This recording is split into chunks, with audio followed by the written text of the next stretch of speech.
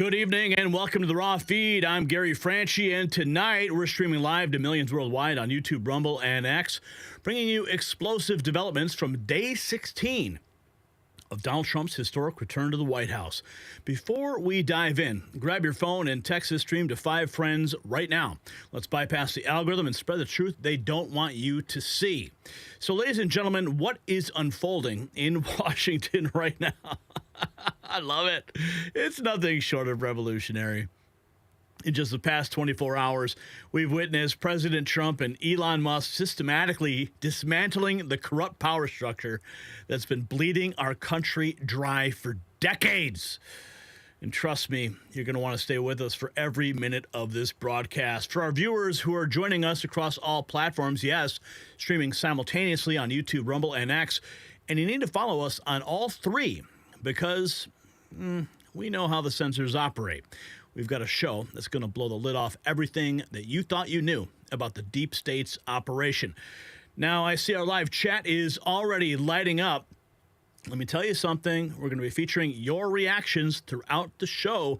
Your super chats, your Rumble rants will be displayed right here on the screen for the world to see between segments. And yes, super chats get priority because you're not just viewers. You are partners in this fight for truth. And speaking of support, I do need to be direct with you. This show, the platform, this fight for truth, it only continues with your help. The links to support us are in the description below.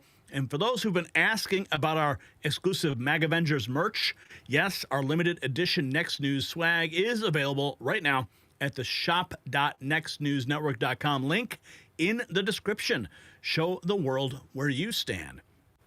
And here's something also. We've launched our YouTube channel memberships. Each level comes with exclusive perks, special acknowledgement in the chat room, early release videos, and unprecedented access to the Next News team. The link to join us is in the description. Now let's get to tonight's explosive lineup. We're going to show you how Trump's latest executive orders are sending shockwaves through the establishment. We'll reveal how Mexico folded like a cheap lawn chair under Trump's pressure, deploying 10,000 troops to their border. You'll also see exclusive footage of Elon Musk's DOGE team exposing billions in wasteful spending. And we'll take you inside the collapse of USAID, a story the mainstream media is panicking over. And finally, we'll show you why the Department of Education is next on the chopping block. Oh, pinch me, I'm living in a dream. Oh, you guys have no idea. No idea. I can't believe all this is happening. But my friends, here's what makes the Raw Feed different. We're not just reporting the news. We are creating a movement. Yes, between each segment, we will be featuring your super chats and Rumble rants, getting your real-time reaction to these historic developments. This is citizen journalism at its finest, and you are part of it. So stay right where you are. Don't even think about touching that mouse. The deep state's worst nightmare is about to unfold, and you're going to witness every single second of it. This is the Raw Feed, and we are just getting started. Let's welcome you to the show. Cisco's in the house. Rose Brown, Mike Sun, Deb Noble, Karen Finley, Lily Beans, Stephen Freiler is here. Who else is in the house? Rocky is here. Our Boyd, Broken Prophet. We've got Mr. Furball, Scott Rigg, Will and Knotts. Sure You is in the house. Dave Wollenberg, Jonelle Santana. And we got Cheryl is 6841. We got Lizzie G. Our Boyd, Bobby Riesling, Sean Gunk. Ronald Mass Deportation. Eric is here. Lori and Michael and Kyle and Tu Lippin and Lizzie G and Smoochy. What's up? What's up? Oh boy, the gang is all here. Sorry, I wasn't here yesterday because, well, you see, I had a doctor's appointment and they gave me like these drugs to take and, prescriptions so that I could endure what they were about to do. See, it's a dentist appointment, and I don't do dentist well. I just don't. Okay, they go in there and they grind and they do the things, and I don't like it, and I have to like shut it down. So they had to give me something, and then so I take it the night before, I take it the next day in the morning before the appointment. So I'm a little loopy. And then they call me, and then they canceled the appointment. So I just had to ride it out, and it wasn't a good idea for me to go in front of the camera. But later on that night, you know, I put everything I could together so that I could release that message late last night about the call to action about RFK. And, of course, you guys answered the call, and RFK is out of committee. He's going to go to the full Senate for a vote. So you guys answered the call. And I don't know if you watch it again, I'm a little off in the video, but I think I pulled it off. I think I pulled it off, right? Okay. So that being said, they scheduled the appointment, rescheduled it for tomorrow morning. So I'm going to be back at square one. I'm going to take my medication at night and then take it in the morning. And, you know, we had everything set up with the kids going to school and everything. And it's just, so tomorrow's probably not going to happen. So just bear with me. It's a long overdue appointment. You know, I got to go to the dentist and I need to go there. So anyway, that's where I'm at. That's where you're at.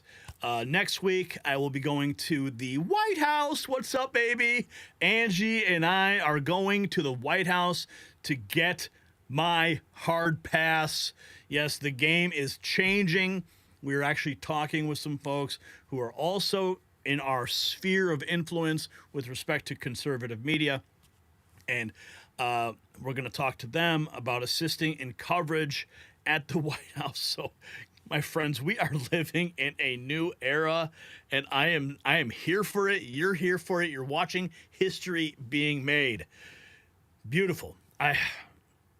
You guys don't even 20 plus years of grinding for freedom, and finally we are seeing it all fall into place. All the seeds we've planted for 20 plus years are now bearing fruit.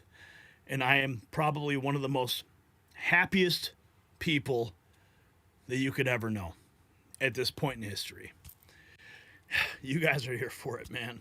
God bless you all. All right, so we got to get into the news. I owe you guys the news because I haven't been here. Friday was Angie's birthday, and of course, you know, you got to celebrate your beloved bride, and that's exactly what we did on Friday, so we didn't have a show then. So I'm like, oh wait, now I got no show Monday, no show Wednesday. What's going on? I'm doing the best I can to try to keep up with everything, because the news cycle's happening so fast. So we're gonna crank it out today. We're gonna make you happy. We're gonna make God happy. We're gonna make Trump's happy. We're gonna do all the things. We're gonna make America happy today, because we got a lot of news to get into. So Brian, let's begin the show. Good evening, America. What you're about to see isn't just another story about executive orders. No, this is about a president who works systematically dismantling the corrupt power structure that's been suffocating our nation.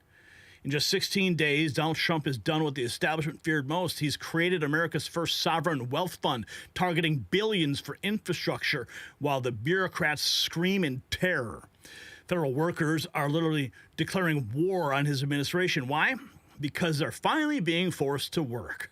Yes, the same people who've been living off your tax dollars for decades are now facing something they never expected: accountability. And you know what terrifies the deep state more than Trump's executive orders? Gold. That's right. While bureaucrats are panicking over Trump's sweeping reforms, countries like China are stockpiling gold at unprecedented rates. They see what is coming. And as Trump dismantles the administrative state, the dollar's dominance is shifting. Smart Americans are following suit, protecting their wealth with physical gold. That's why I trust Noble Gold Investments. They understand that as Trump reshapes our government, gold remains the ultimate hedge against uncertainty. Visit noblenextnewsgold.com today, and with a qualified account, you'll receive 10 1-ounce silver American Eagle coins. That's nextnewsgold.com. It's linked below, and we thank our sponsors for making this show possible. Okay, so you guys, you heard the call I put out last night, and you answered the call. You flooded the phone lines. You emailed. You did everything you could. And we got RFK out of committee. He's going to be going to the Senate for a full vote on his confirmation. Here is the moment that he got out of committee today. Mr. Chairman, the final tally was 14 ayes, 13 nays. The vote was 14-13. The nomination is reported favorably. We will now. Mr. Chairman, the final tally was... The nomination is reported in the affirmative. And also in the affirmative, President Trump signing an executive order withdrawing from anti-American UN organizations, including a withdrawal from the UN Human Rights Council and a prohibition on future funding of UNRWA.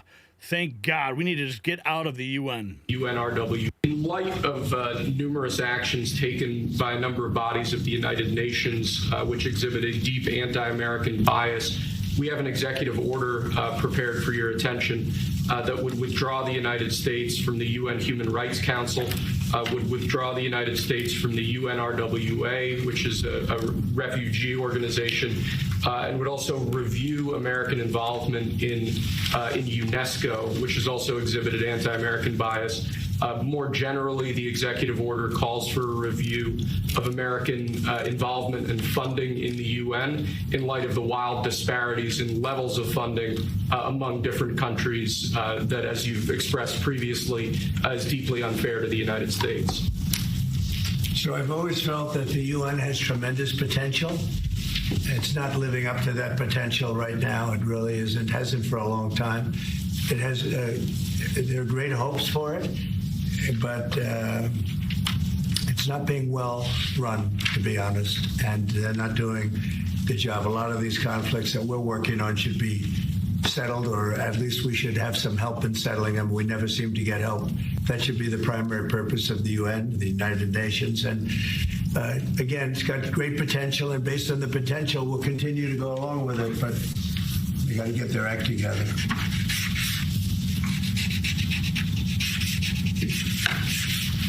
What would they need to do to get their act together? Well, they got to be fair to countries that deserve fairness. They have some countries, as you know, that are outliers, that are very bad, and they're being almost preferred as countries to those that do their job and are doing a good job, and they have to really... They're going to end up losing a lot of countries. They're going to end up losing their credibility like other organizations, and then they're going to be nothing. The potential of the United Nations, and not everybody agrees with me on this, the potential of the United Nations is fantastic if properly run. So we'll see what happens. In light of... If properly run, how about we just get rid of it altogether? Apparently, did you hear about this? I did not, but President Trump was asked about it. Joe Biden signed on with the talent agency. I'm still not clear what talent Joe Biden has, except for maybe, detecting ice cream flavors. I don't know. Here we go. What do you think about Joe Biden signing on with the talent agency? You got to be kidding. He signed on with the talent agency? He does. He's got some entertainment agents now. I think he's got bigger problems than that. I really do. I think he's got much bigger problems than that, but I wish him well. We inherited a mess. This place is a mess, but it's quickly being solved, the problem. We're going to make America great again. Thank you very much. All right, guys. President Biden has got bigger problems than a talent agency. We've got this, once again, one of our members of Congress, dangerously dumb and malicious. I want to know who the criminal... I mean, this is very simple.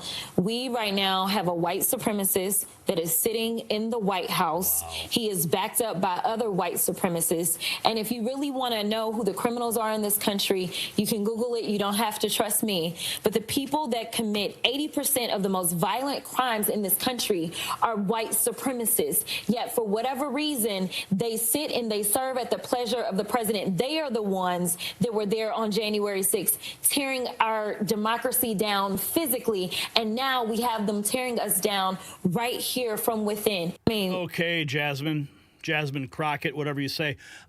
You may want to talk to your hairdresser about that wig, though. And then we got this from, what is this, Jen Psaki. She's complaining. She's saying what's happening right now is a hostile takeover of the U.S. government. Actually, it's not hostile. The American people voted for it. I voted for it. Yeah, you guys can keep spewing all your hateful rhetoric on MSNBC. Nobody's watching, but we are. We're watching you. And we got to make sure everybody knows the hate that you are continuing to spread. Let's listen to the old White House press secretary, Raggedy Ann. FBI field office lead. Because what's happening right now is a hostile takeover of the U.S. government. There's no other way to describe it. It's happening clearly across our justice system, where just a few hours ago, a deadline passed for FBI employees to fill out a questionnaire detailing their involvement in January 6 cases. In other words, they were asked to fill out basically a loyalty test. That comes after an unprecedented purge of the FBI on Friday night, when the Trump administration forced out top FBI career officials, multiple FBI field office leaders, and a number of DOJ prosecutors who worked on January 6th cases. Tonight, I'm going to talk to one of the prosecutors who was fired on Friday. His name is Jake Strubing. He was back at the U.S. Attorney's Office in D.C. this morning, where he was escorted to his office to pick up his things, drop off his computer, his phone, and his credentials. This is going to be his first interview since Oh, poor baby. His first interview. He was fired. He has a lot to say, and he's going to be at this table with me in just a moment. But of course, as you all know, it's not just law enforcement where there is a hostile takeover of the government.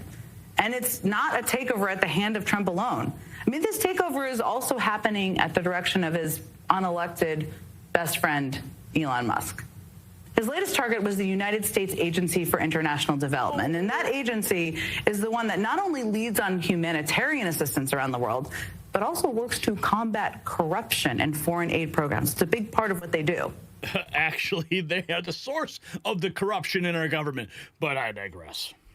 I kind of see how that could make Elon Musk a bit uncomfortable. So what do you think he did? You may already know. Well, he removed two of the top leaders of the organization who wouldn't do his bidding over the weekend. Bye-bye. And then overnight, last night, employees received an email ordering them not to come into the office today.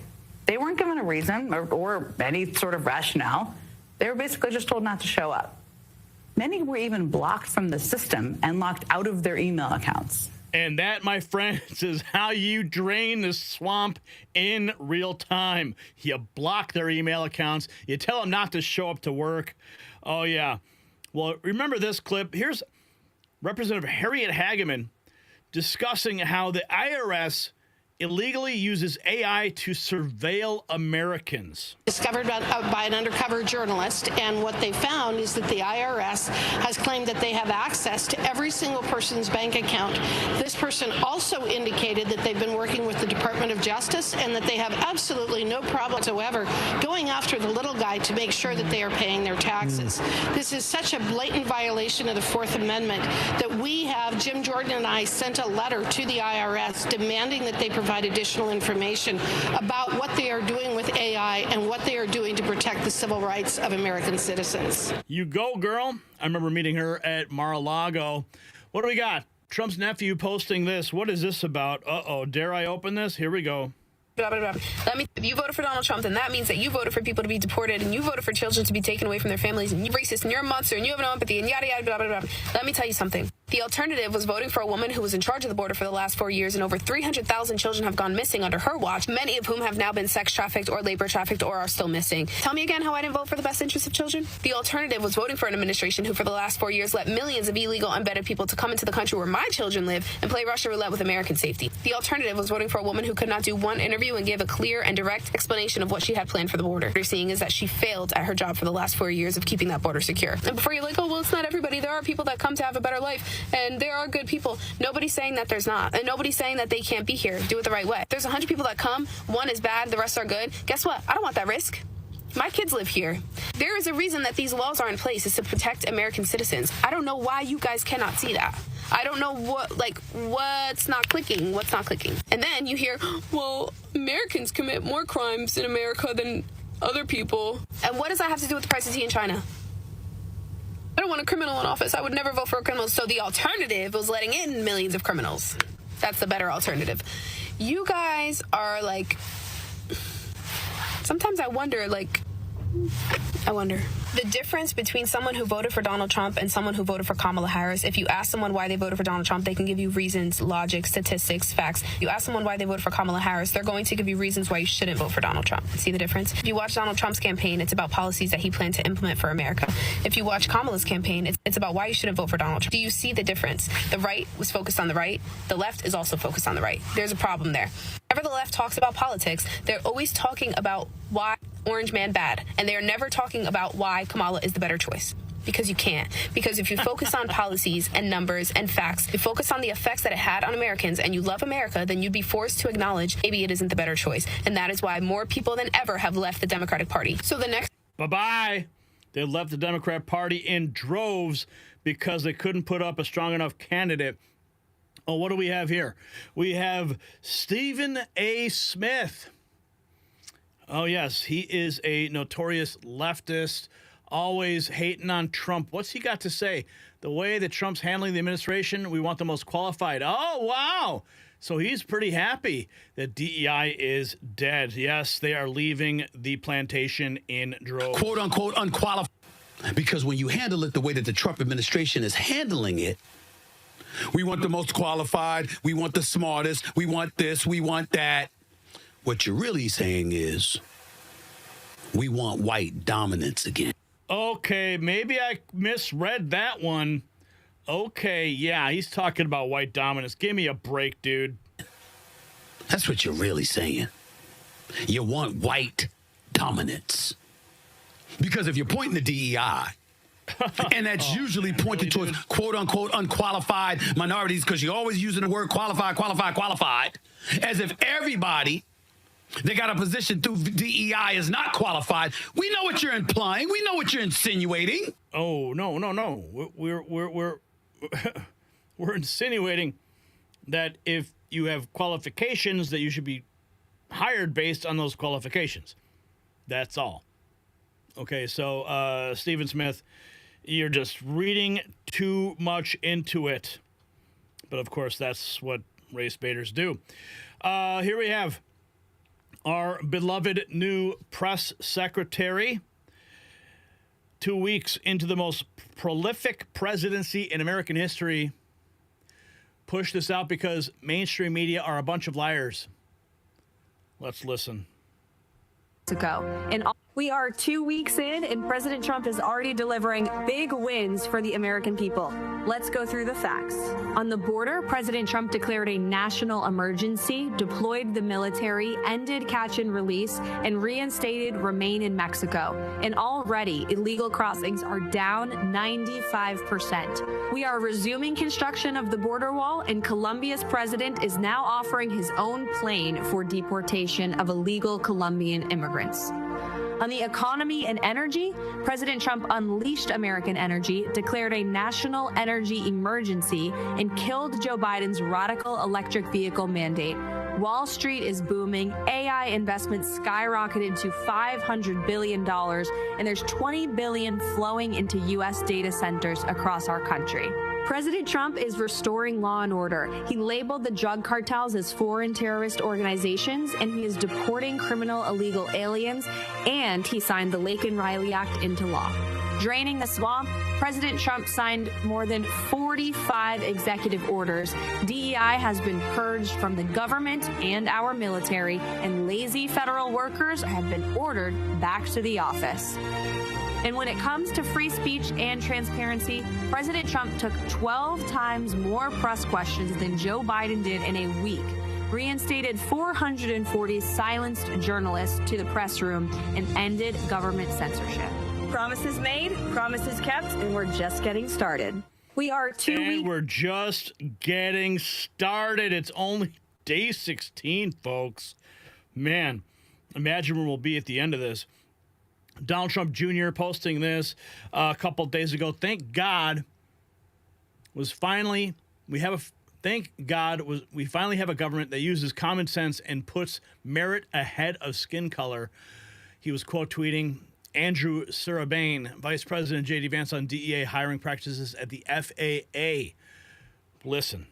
DEI hire. Do you have any evidence that any of those hires that were there at the control Wednesday night were DEI hires? So the president's been very clear about this. This is not saying that the person who was at the controls is a DEI hire, but let's just say, first of all, we should investigate everything, but let's just say the person at the controls didn't have enough staffing around him or her because we were turning people away because of DEI reasons. There is a very direct connection between the policies of the last administration and short-staffed air traffic controllers. That has to stop. And by the way, it's so funny to me, the media has picked up on this, not you, of course, Maria, but others have picked up on this. The president made very clear that he wasn't blaming anybody, but he was being very explicit about the fact that DEI policies have led our air traffic controllers to be short-staffed. That is a scandal. Thankfully, it's a scandal that the president has stopped.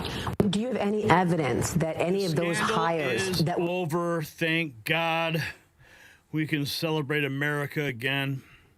It is a great time to be alive.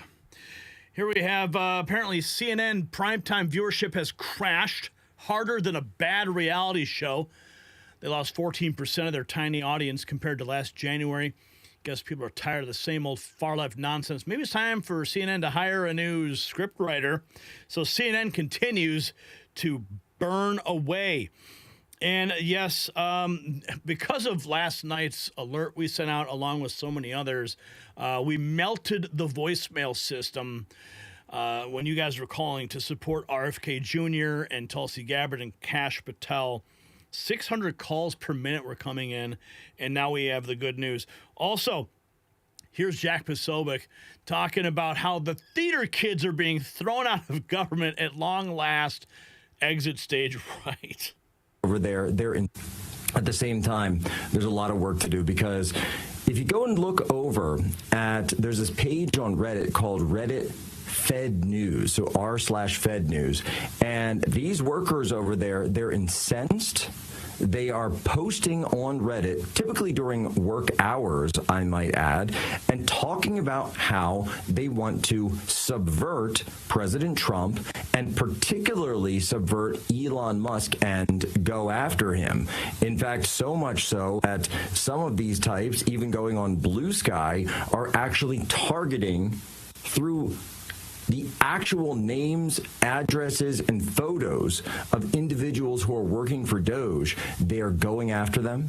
They're going after their families. They're going after their homes.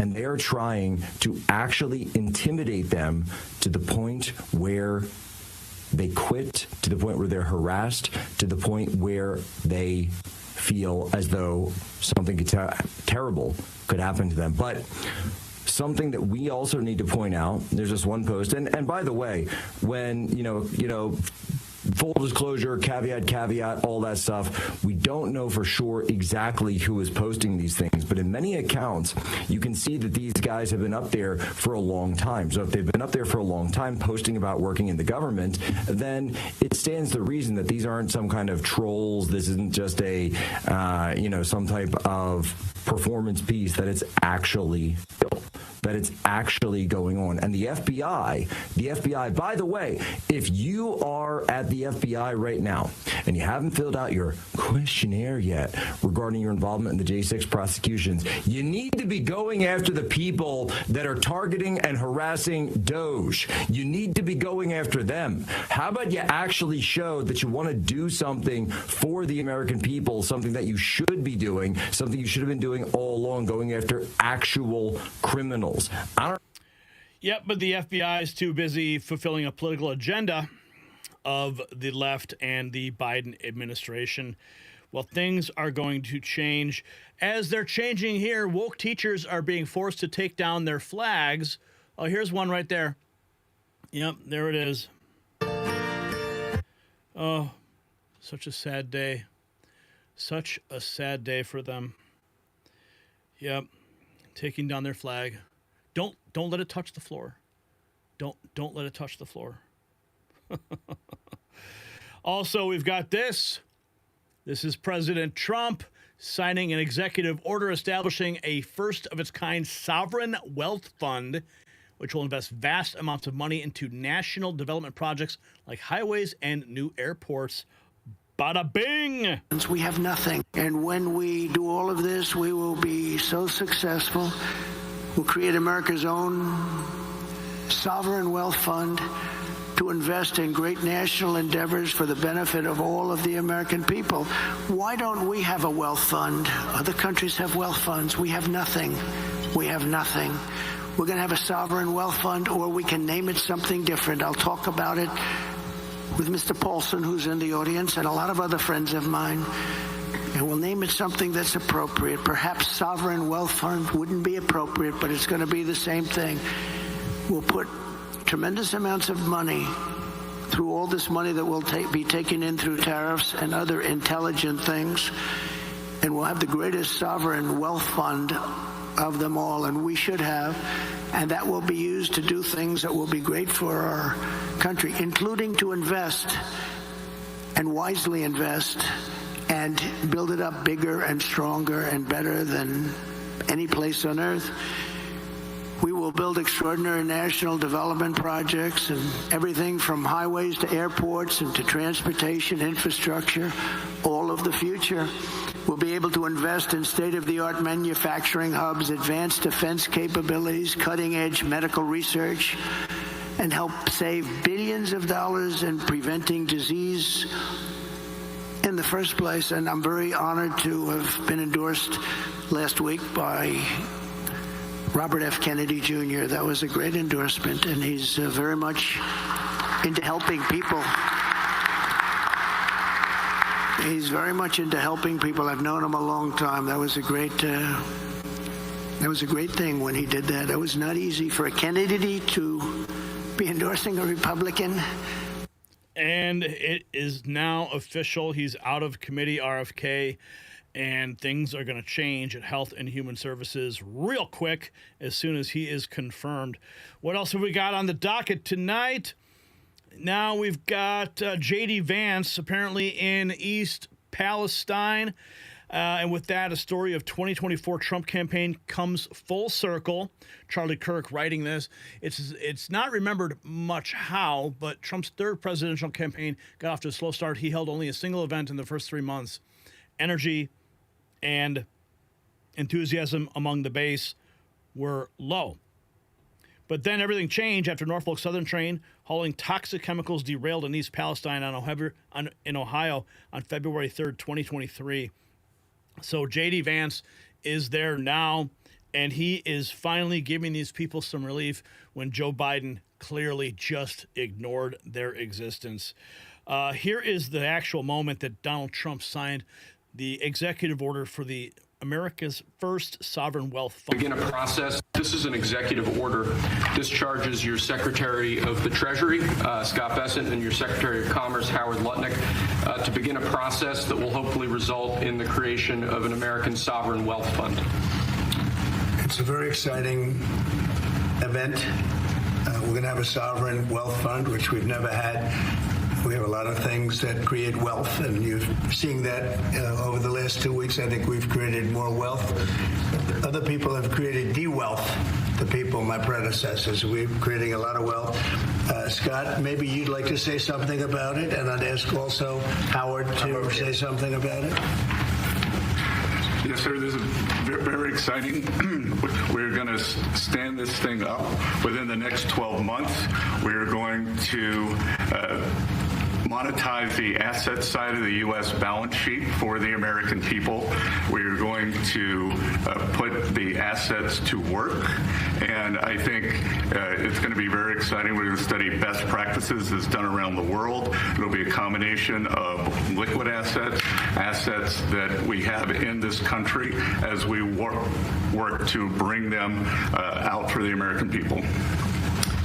The extraordinary size and scale of the U.S. government and the business it does with companies should create value for American citizens. If we are going to buy 2 billion COVID vaccines, maybe we should have some warrants and some equity in these companies and have that grow for the help of the American people. So I bring all these things together. I think we'll create, Scott and I will create an amazing sovereign wealth fund for you, sir. So other countries have sovereign wealth funds, and they're much smaller countries, and they're not the United States. We have tremendous potential in this country, tremendous. You're seeing that's what's happened just in a short period of time. And as an example, TikTok, we're going to be doing something perhaps with TikTok, and perhaps not. If we make the right deal, we'll do it. Otherwise, we won't. But I have the right to do that, and we might put that in the sovereign wealth fund, whatever we make, or if we do a partnership with very wealthy people, a lot of options, but we could put that as an example in the fund, and we have a lot of other things that we could put in the fund. And I think in a short period of time, we'd have one of the biggest funds, and some of them are pretty large, I must tell you. Some of the, like the Saudi Arabia fund is on the large side, but eventually we'll catch it. But we're going to create a lot of wealth for the fund. And I think it's about time that this country had a sovereign wealth fund. And these two gentlemen and some others are going to work with them very closely, and they'll be heading it up, and they're going to do a great job. Two highly respected people that have done unbelievably well in the world, in the real world. So that's a big deal, huh? Yes, sir. I think it's going to create value and be of great strategic importance. This is an example. Oh, baby. Sovereign Wealth Fund is on the way. And he's talking about putting TikTok in it. Uh-oh. We're going to buy TikTok? The United States government is going to buy TikTok? Okay, it looks like this. Federal employees are told to remove pronouns from email signatures by end of day. This was 4 days ago. So that party is over. President Trump's team is destroying the lying Democrat Representative Jasmine for U.S. right now. Jasmine Crockett, what does she post here? Wrong. Federal air traffic controllers are exempt from the hiring freeze. Stop lying. On his first day in office, Donald Trump froze the hiring of federal employees, including air traffic controllers. Yeah, see, that's why we need a rapid response coming out of the White House, because the lies that come from the left are plentiful. We're learning this. Caroline Levitt, she just posted this. In Pennsylvania, Children's Hospital of Philadelphia is closely reviewing the child-related services they provide for minors, one of the left's beautiful golden eggs. Also finding out this, Trump is expanding his order that revoked the security clearances of the 50 intel officers who pushed the Russian disinfo lie about Hunter's laptop. This was just 4 days ago. Playing some catch up here. All 50 have been banned from U.S. government buildings, according to a White House memo. Here is the memo that was sent out from the White House. All of those 51 people who signed off on Hunter's laptop can no longer go to a federal building. That is absolutely amazing news. And what's not so amazing is we have this Donald Trump's star on the Hollywood Walk of Fame. They do this all the time. They did it all the time when he was president back in 2016. Leftist activists defacing and vandalizing President Trump's star at the iconic and historic landmark, the Hollywood Walk of Fame. And no doubt they will be out there in force cleaning it up. I remember seeing it years ago and seeing just all the scarring from all the cleanup. But they can clean it up all they want. Doesn't matter. And they can deface it all they want. All we know is that Donald Trump is going to be cleaning up Washington. Federal workers are declaring war on the Trump administration within the government. I think this is more the fellow feds. You need to be going after the people that are targeting and harassing DOGE from within the government. And this is the post. I'm actually going to read this. So this isn't my words. This is the words of this post. To my fellow feds, especially veterans, we're at war. We watched this goon try to overthrow the government on live TV 4 years ago. Now we're witnessing him try to overthrow it from within. We are the last line of defense against fascism. If we leave, we'll be replaced by loyalists. Read Project 2025. And for the no, you'll just be you won't be replaced. The job won't exist anymore. Love of God, please believe what is written, because that is what is happening. All the EOs are directly from that document. Oh my. Oh, cry me a river. The American people have spoken. They want President Trump, and they want his team in place. Confirm all cabinet nominees. Democrats are purposely delaying virtually all of his nominees, no matter how good and well qualified. Well, at least we know now that Donald Trump and RFK Jr. has now proceeded. President Trump, this is 5 days ago. Rapid Response posted this clip from Tucker Carlson. President Trump has long stood for the highest standards in air traffic control. In 2018, the Trump admin announced it would do away with Obama-era tests that punish skilled applicants. Let's take a flashback moment. Is ready to revise those. A biographical questionnaire whose purpose was not hiring skilled controllers.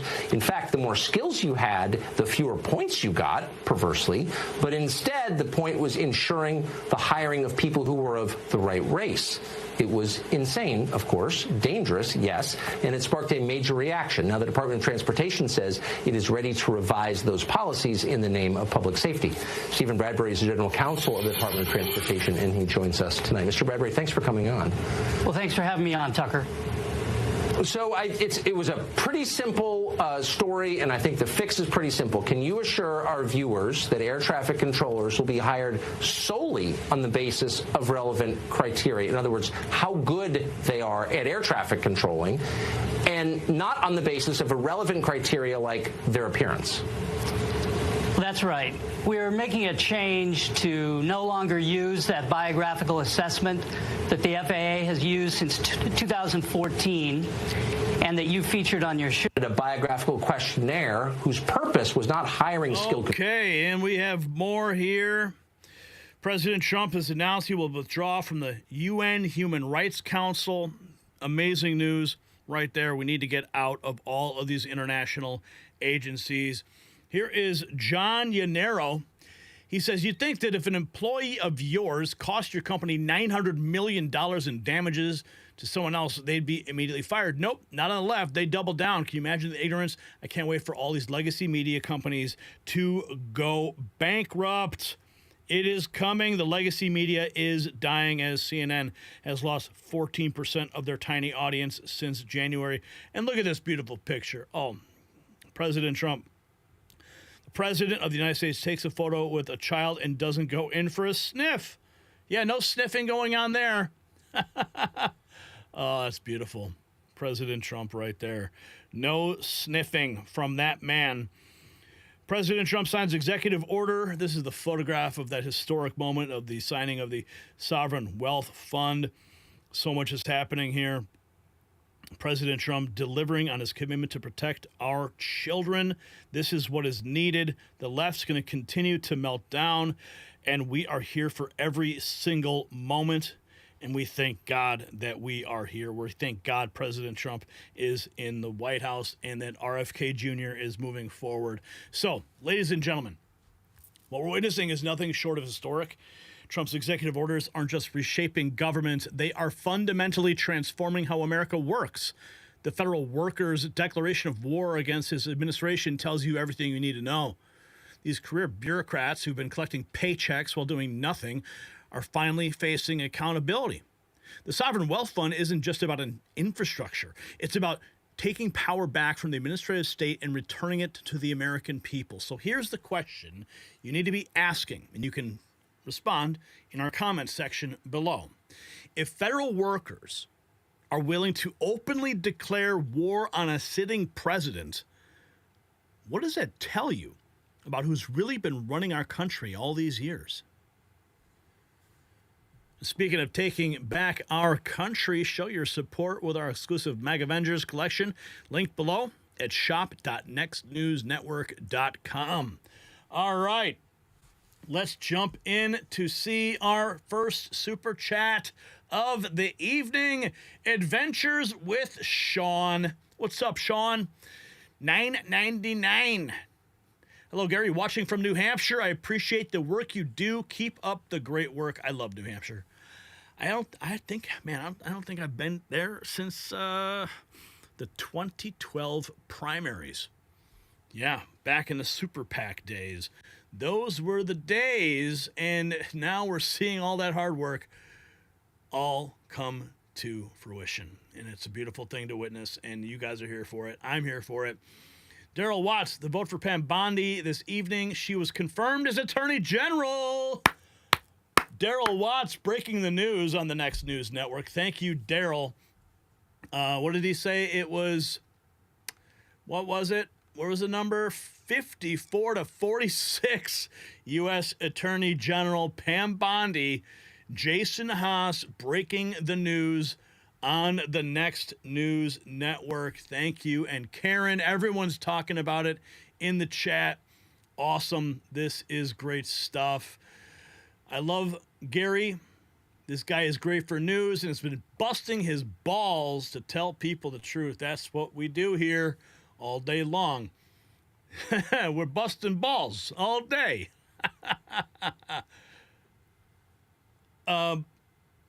How's the audio tonight, guys? How's the stream? How's everything looking? Is it smooth? Brian wants you guys to give him a pat on the back for all the hard work he's doing behind the scenes. So give Brian a shout out in the chat, because Brian works overtime to keep this show looking smooth. As you know, we've had some hiccups in the last couple of weeks, but I think we've got it all nicely dialed in. And, of course, everyone say hello to Todd, because Todd is working alongside me in collecting everything that you see on this channel right now. So it is great. Everything is working. All cylinders are firing. Yes. When do the Obamas lose security clearance? Oh, well, just wait. We'll find out soon enough. What's up, Pothead Kenny? Good to see you. All right, let's see. We got Mike Taylor News. He says, I might as well tell the whole truth. I got mass incarcerated with the great black people because they raised me. Joe Biden did it 94, racist crime bill. Mike Taylor News, breaking his own news. Okay, we got to get back into the show here. We got more news ahead on, well, wait and see.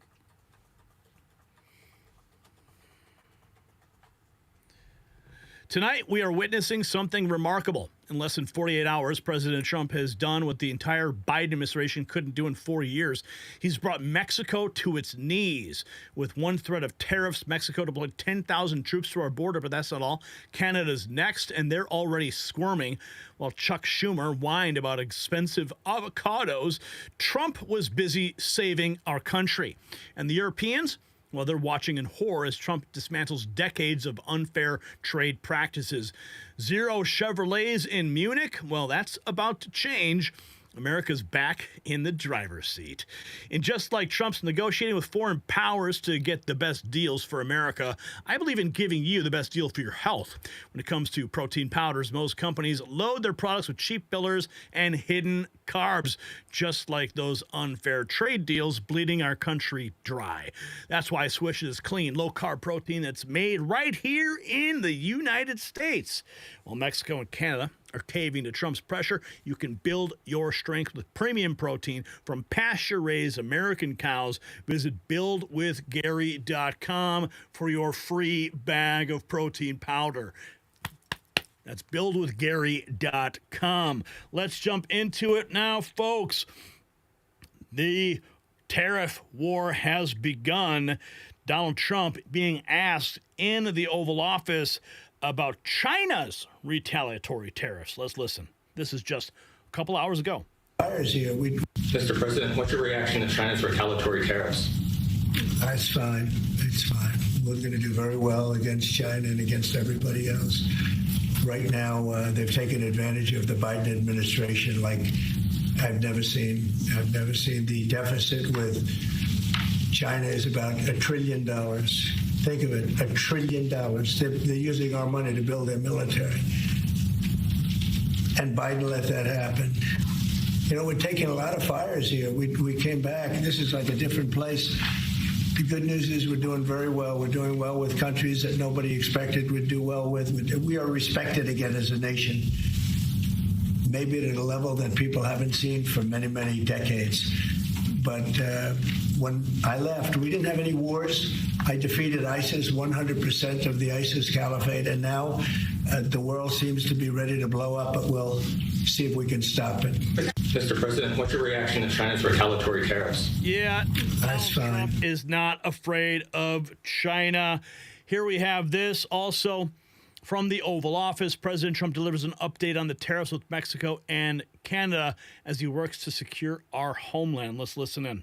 Is there any chance that Canada or China could also get out of the tariffs after you struck a deal with Mexico? Well, nobody's out with Mexico. We had a great talk with Mexico, and we had President Sheinbaum is a woman. I like her very much. We've had good relationships, but we have to stop fentanyl from coming in, whether I like somebody or not, and we have to stop the illegal aliens from coming in. I think we've lost 200,000 people on average a year for many years, much higher than the 100,000, could be even closer to 300,000. And they've agreed to put in 10,000 soldiers permanently, like forever, 10,000 soldiers at their side of the border and stop fentanyl and illegal aliens from coming into our country. They have a big incentive to do. Other than that, we've agreed to talk and consider various other things. We haven't agreed on tariffs yet, and maybe we will, maybe we won't. But we have a very good relationship. I also spoke with Prime Minister Trudeau of Canada, and we had a good talk in the morning, but I did ask him a couple of questions, like, banks aren't allowed to do.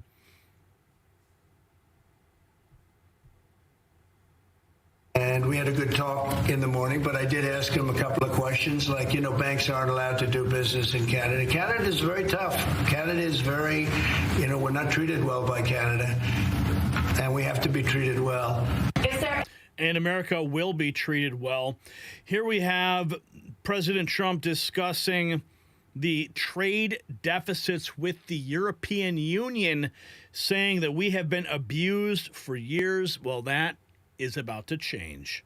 Of cars coming. We have massive deficits with the European Union, massive, like $350 billion, if you can believe it. They don't take our farm product. They don't take our cars. They don't take almost anything, but we take their cars. We have millions of cars coming in, BMW and Mercedes-Benz and Volkswagen and just so many different cars, and we don't do anything about that. And we don't charge them tariffs. They make it impossible to sell cars in the European Union. They make it very difficult, agricultural product. They actually don't take it. And they have a lot of excuses. Some of them are the pesticides and the different chemicals used. And Bobby Kennedy actually is looking at that very, very seriously, because maybe it's not necessary to use all of that. We want to be the healthiest country, and we're not. We spend more money on food than anybody else in terms of its creation, but we're not the healthiest country. So maybe there is something to the fact that we shouldn't be using so much chemical, and maybe that'll stop. But Bobby Kennedy is the one, because he is not a believer in all of the things we have done, and neither are the Europeans. So we'll see what happens. But they use it as an excuse not to buy our product. And I asked a couple of the leaders, I don't want to use names, but how many Chevrolets or Fords do you see in the middle of Munich? And the answer is none, because they don't take any cars. They don't take anything. So the European has abused the United States for years, and they can't do that. We have massive... Yep, that party's over, too. The free ride is over. Here's what President Trump just said, that it will take what it will take for him to rescind the tariffs. This is what it's going to take for him to rescind them. You see what he says on the screen there. South Carolina. That he could agree to change your mind on the tariff? Well, we can always, but look, what I'd like to see, Canada become our 51st state. We give them protection, military protection. We don't need them to build our cars. I'd rather see Detroit or South Carolina or any one of our, Tennessee, any one of our states build the cars. They could do it very easily. We don't need them for the cars. We don't need them for lumber. We don't need them for anything. We don't need them for energy. We have more energy than they do. We don't need them for energy. So I say, why are we doing this? Why are we willing to lose between $100 billion and $200 billion a year? We don't need them. As a state, it's different. As a state, it's much different. And there are no tariffs. So I'd love to see that, but some people say that would be a long shot. If people wanted to play the game right, it would be 100% certain that they become a state. But a lot of people don't like to play the game because they don't have a threshold of pain. And there would be some pain, but not a lot. The pain would be really there. So we're going to meet again. There will be some pain, but not a lot of pain. There will be some pain. Here's a Babylon B article, one of my favorite satire websites. Trump announces he will lift tariffs on Canada just as soon as they win the Stanley Cup. Oh, you got to love the Babylon Bee. Here's Chuck Schumer on Sunday, said Trump's tariffs would make Corona and avocados more expensive. However, today, Mexico's president caved to Trump's tariff threat and agreed to send 10,000 Mexican soldiers to defend the U.S. border. Schumer has humiliated himself yet again. Okay? Let's just take Super Bowl Sunday, okay? It's going to affect beer, okay? Most of it, Corona here, comes from Mexico. It's going to affect your guac, because what is guacamole made of? Avocados, both from Mexico. Yeah, Chuck Schumer still trying to figure out how to work a grill. Yep, Chuck, keep embarrassing yourself. Trump has agreed to pause Mexico tariffs. Now what will the liberals complain about? Trump always wins. Here we go again. This is a clip from April of 2018. All right. This is Chuck Schumer speaking in somewhat different stance on Trump's trade policies back then. Really? Let's listen. Because they didn't. Look, I think the president's doing the right thing. China has been taking advantage of us for two decades.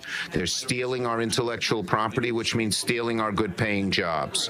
And I, frankly, am closer on this issue, not on many, but on this issue with President Trump than I was with Presidents Bush or Obama, because they did nothing to tell China off. Now, China, of course, will respond. But if they know we're strong and we're not going to back off, they will back off. They have far more to lose than we do. They have a $300 billion trade surplus with us. So I'm looking out, number one, for jobs. You know, if General Electric moves jobs to China, they're not unhappy, but my New York workers in Schenectady are unhappy. And so you can't let the international business companies who don't give a hoot about where their factories are govern this. You have to do what's good for the American worker. Look. And that's exactly what Donald Trump is doing. And Chuck Schumer can cry about avocados all he wants. Here we have our beloved press secretary talking about the increased prices a few days ago, and here's what she's reflecting. Let's listen. Effectively Can you guarantee that those tariffs won't increase prices for Americans, including at the gas pump and the grocery store? I think Americans who are concerned about increased prices should look at what President Trump did in his first term. He effectively implemented tariffs, and the average inflation rate during the first Trump administration was 1.9%. In fact, when President Trump left office, it was 1.4%. So President Trump is going to do everything he possibly can to cut the inflation crisis that the previous administration imposed on the American people, and he will continue to effectively utilize tariffs. And I should point out, it's a good thing that Tito's vodka is made in Texas. All right, the U.S. GDP, 7 times bigger than the GDP of Mexico and Canada combined. 35% of the GDP of Mexico is exports to the U.S. Only 1.2 of the U.S. GDP export to Mexico. 22% of Canada's GDP is exports to the U.S. Only 1.5 of U.S. GDP is exports to Canada. They need us way more than we need them. And Shia Reichik, for those keeping score, Colombia caved in 6 minutes. Mexico caved in 48 hours. What's your guess when Canada will cave? Well, looks like didn't take long for that. Let the negotiations begin. Trump-Trudeau trade phone calls over tariff battle. So they're having some conversations now before Trudeau shows himself out the door. We have this also from the Rapid Response 47. Only in Washington, D.C. would it be a novelty where someone runs on an issue, wins on an issue, and then actually does what they say they're going to do. President Trump is solely focused on making sure that fentanyl... Okay, let's listen. Would it be a novelty? Every candidate always says they want free and fair trade. The free trade always comes. It's the fair trade that never follows. Donald Trump changed that 4 years ago when he was in the White House. You're seeing more of that in this term. He wants the American people to benefit. You'll see a common theme. It's putting the American people first. And only in Washington, D.C. would it be a novelty where someone runs on an issue, wins on an issue, and actually does what they say they were going to do. Donald Trump is solely focused on making sure that the fentanyl, the deaths, the human trafficking, the child smuggling, the rapes, the murders, the illegal immigration stops. And if Canada and Mexico need tariffs as a lever of incentive and influence to bring them to the table to help stop that, Donald Trump is going to do it.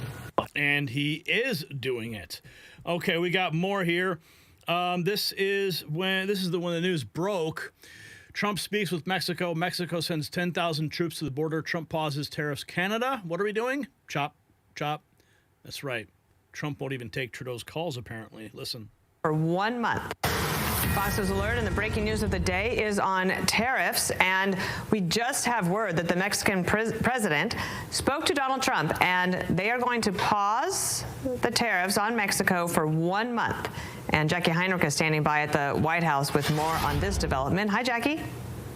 Good morning, Dana. Yeah, that was pretty short-lived. The president spoke with Mexican President Claudia Sheinbaum, the two sides agreeing to pump the brakes on the tariffs and then retaliatory tariffs that Mexico promised for a period of a month while they work out the terms of an agreement. The Mexican president just posted some of the details. Mexico is going to immediately send 10,000 members of the National Guard to prevent drug trafficking from Mexico to the United States, particularly fentanyl. Also, she says the U.S. is going to work with Mexico to prevent the trafficking of high-powered weapons to Mexico, something that Mexico hit back at when President Trump was threatening these tariffs was they were calling on the U.S. to curb the flow of guns from the U.S. down to the cartels. Sheinbaum says the two teams are going to begin working today on two fronts, security and trade, and President Trump posted on Truth Social that part of that team is going to include Secretary of State Marco Rubio, Treasury Secretary Scott Bessent, and Secretary of Commerce Howard Lutnick, as well as some representatives from Mexico. Trump is winning all around, folks. We're living in the greatest time to be alive in America. Oh, yes, my friends. Trump always wins. Schumer's tears will continue to flow. And we'll just wait to see how long it takes for Canada to cave. Looks like Europe, everyone else is already caving. So look at what just happened here. Mexico caved in 48 hours. Colombia, 6 minutes. And Canada, well, they are next. While the mainstream media clutched their pearls about taco prices, President Trump orchestrated one of the most significant border security victories in American history. 10,000 Mexican troops are now doing the job our own politicians refuse to do. It's not just about tariffs. It's about leveraging America's economic might to protect our sovereignty. So here's what you need to be asking in our comments, okay? Reply in the comments. If Trump can force Mexico to secure our border with just the threat of tariffs, what does it tell you about the last administration's claims that nothing could be done about illegal immigration? Show your patriot pride with our exclusive Mega Avengers gear linked below at shop.nextnewsnetwork.com. What are you waiting for? All right, baby, let's keep going. The party is continuing here on the Raw feed. You are here for it. I'm here for it. Jason Haas is here for it. Yeah, he's the guy that broke the news about Pam Bondi. He has now become a member. Ty Anderson, what's up, Ty? Dropping a 10 spot in the Alex Jones Was Right jar. Thanks again, Gary. You always make my day. Well, that's what I'm here for. Making your day. I love you guys. And the Price is Right review. What are they saying? Good evening, Gary. With a brilliant exposure of USAID, it seems feckless rhino Lindsey Graham has mysteriously changed his vote on Tulsi Gabbard and may be the vote to get her in. Graham needs to go. Are we really dealing with this now? Is Lindsey Graham turncoating all of a sudden. Yeah, Lindsey Graham, folks. Okay, I didn't know this. Thanks for dropping that on us. I will have to look into it later. Todd, make note, please, about that point about Tulsi Gabbard related to Lindsey Graham. We may have to take some action. That's right. Okay, we got a lot more news to get to. We are not even done yet. Yes, we are halfway there. And we're living on a prayer. Okay, sorry. That was a Bon Jovi reference. I love that song. Anyway. What's happening at our southern border right now is something the mainstream media said was impossible. In just 13 days, let me repeat that, 13 days, border crossings have dropped by a staggering 93%. While protests rage in Los Angeles and Dallas, President Trump has accomplished what the entire Biden administration claimed couldn't be done. Mexico isn't just cooperating, they're deploying 10,000 troops to their side of the border.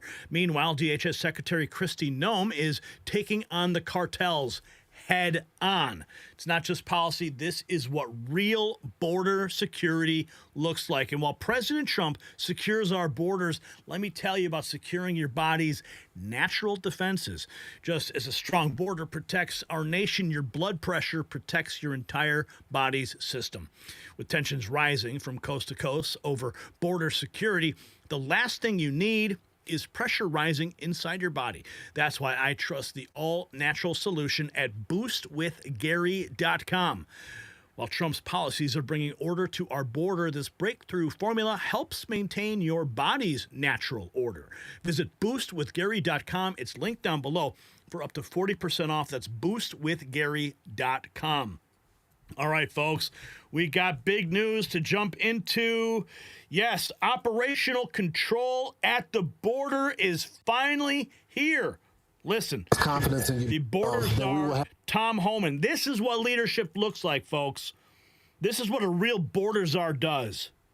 You two gentlemen's commitment that by the end of this 4 years, and I know you both, I know the president has confidence in you both, that we will have, for the first time in American history, operational control of the border. Is that a promise y'all can keep? I mean, Lawrence, sooner than that, if it takes that long, we're not doing our job right. We're not waiting 4 years. We're going to get this done. Tom's going to go find him internally. We're going to prevent him from coming in the first place. And between that, we're going to secure the country because that is national security. You two gentlemen's commitment. Let's go. Hegseth and Holman down there on the border. We've got even more. Check out this awesome video. This is the Secretary of Defense. Yeah, in a chopper. Get to the chopper! Necessary already. So, Mr. Secretary, have the meetings been so far as you've been talking with your command staff about getting this border secure? Are they ready? Do they have the tools necessary already? You know, it's been incredible to watch the military respond to the lawful orders of the commander-in-chief. There's been no hesitation. There's been full integration, belief in the mission. You know, our generation has spent 20 years guarding other people's borders while watching an invasion of our own. And the great people, the Border Patrol, and DHS, and ICE have done the best they can. But nobody can bring assets to bear like the Defense Department. Nobody. Yeah, the military is not able to be used to defend our own countries, then what is it for? It's time to defend the borders with the Department of Defense. And here we have, yet again, our beloved press secretary just 10 hours ago talking about the tariffs on China and, well, more. Fentanyl into our nation. The president made it very clear with the 10% tariff on China that he is not going to allow China to continue to source and distribute deadly fentanyl into our country. That was the reason for this tariff. It was a retaliatory tariff on China for the last 4 years of their unprecedented distribution of fentanyl into our nation's borders. So when that call happens, we will provide a readout like we always do. And we await the readout on that. Here's Senator Rand Paul just 5 hours ago applauding President Trump's deal-making with Mexico. Buckle up. Rand Paul singing the president's praises. And I think I do applaud the president for pushing Mexico into saying we'll put troops on the border and the Remain in Mexico policy will be in place. All those are a good thing. And I think we're all on the same side on that. I do. We're all on the same side except for Chuck Schumer. Here we have in New Orleans ahead of the Super Bowl. Here is our new DHS Secretary, Kristi Noem. Let's listen to what she's got to say. That will be safe. The Super Bowl is the biggest homeland security event that we do every single year. And this will be the 11th time that New Orleans has hosted that event. And we plan for it to be an exciting event, one that will be safe, that we will have the best team win, but also that people come here, have a memorable experience, that they'll be able to go home and be able to appreciate the fact that this city not only welcomes people and takes care of them on their worst days, but also allows them to come back and to be safe. What I'm going to ask is everybody respect your law enforcement officers, that you respect public safety. We are a nation of laws, and there's consequences for breaking those laws. So as we go forward and we plan big events like this, we are going to make sure that we have safe events and that we're partnering together with federal agencies, with state agencies, and with local agencies. So that is one of the things that I plan to do, is put forward a blueprint for how we communicate to each other. We've seen failures across the country of agencies not talking well and not working well, and it's just not going to happen anymore, not on my watch. The Super Bowl is the biggest homeland security event, and Kristi Noem is on the case. Do you guys remember this? This guy? Remember this? John Bramnick for over. Michael Chertoff. Yeah, quite a difference with Kristi Noem. Holy cow. Donald Trump knows how to pick them. Oh, my goodness. Okay. Now we have this massive anti-ICE deportations are happening nationwide. Here's an ICE protest happening in Los Angeles, also in Dallas. And, I mean, yeah, diligent denizens. Like, I can't wait to see the videos of ICE arresting illegals at the protest. I mean, they make it easy, right? Just show up. They hand out the flyers. Hey, come out. Okay. And then ICE and Homan, they show up and they just round them up. They make it very easy. Let's see what's going on here.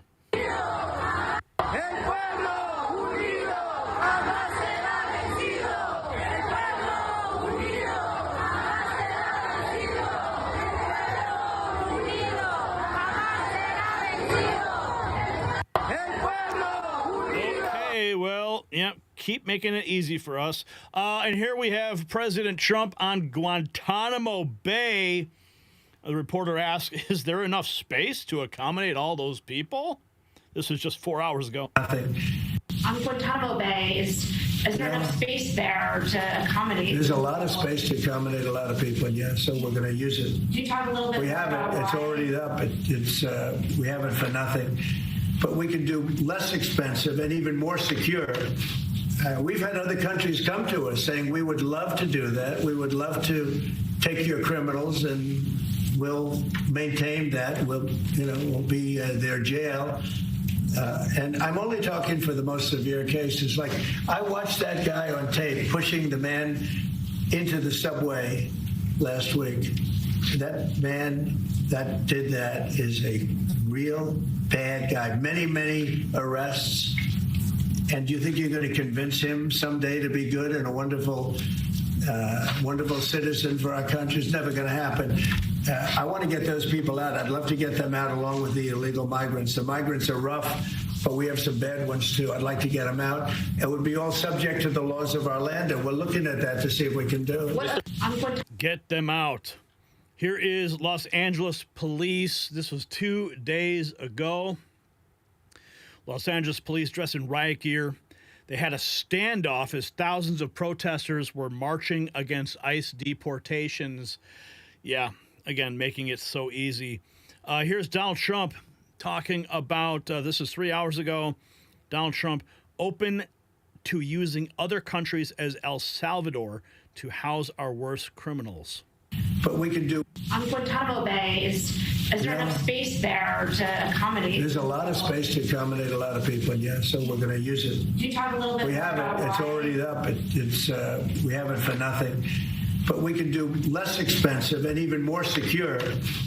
We've had other countries come to us saying, we would love to do that. We would love to take your criminals and we'll maintain that. We'll be their jail. And I'm only talking for the most severe cases. Like, I watched that guy on tape pushing the man into the subway last week. That man that did that is a real bad guy. Many, many arrests. And do you think you're going to convince him someday? Nope, not going to convince him. Here is the New Jersey governor, though, Phil Murphy, saying he's hosting a migrant in his home to avoid deportations. Oh, I think that he just doxed himself. Maybe ICE needs to pay him a visit. Above our garage. We're talking about, I don't want to get into too much detail, but there's someone in our broader universe whose immigration status is not yet at the point that they are trying to get it to. And we said, you know what, let's have her live at our house above our garage. And good luck to the feds coming in to try to get her. We're talking about, I don't want to get into it. New Jersey governor just confessed. And here is the White House press secretary declaring that the first flights to Guantanamo are underway. All over this world has not just agreed. President Trump is not messing around, and he's no longer going to allow America to be a dumping ground for illegal criminals from nations all over this world. And so El Salvador has not just agreed to the repatriation of their own citizens, but also illegal criminals from other nations who will then be sent to their prisons. Venezuela as well has agreed to repatriation flights, and Colombia also agreed to cooperate with the repatriation of illegal Colombian nationals that we have found in the interior of our country. And I can also confirm that today, the first flights from the United States to Guantanamo Bay with illegal migrants are underway. Let's go, baby. Let's go. Here's some more video from those protests. This is, they shut down, the protesters shut down a freeway in Los Angeles as if traffic wasn't bad enough there. Here's where Tom Homan says he's going to seek prosecution through the U.S. Attorney's Office, and Pam Bondi is all in. I hope the New Jersey governor is listening. If they openly impede us, that's a violation of federal law. It's a felony. If they knowingly harbor and conceal an alien, that's a felony. We will seek prosecution through the U.S. Attorney's Office. We got a great U.S. Attorney coming in, Pam Bondi. She's all in. So we're going to seek prosecution, Sean. That's what we have to do because they're releasing public safety threats back in the community.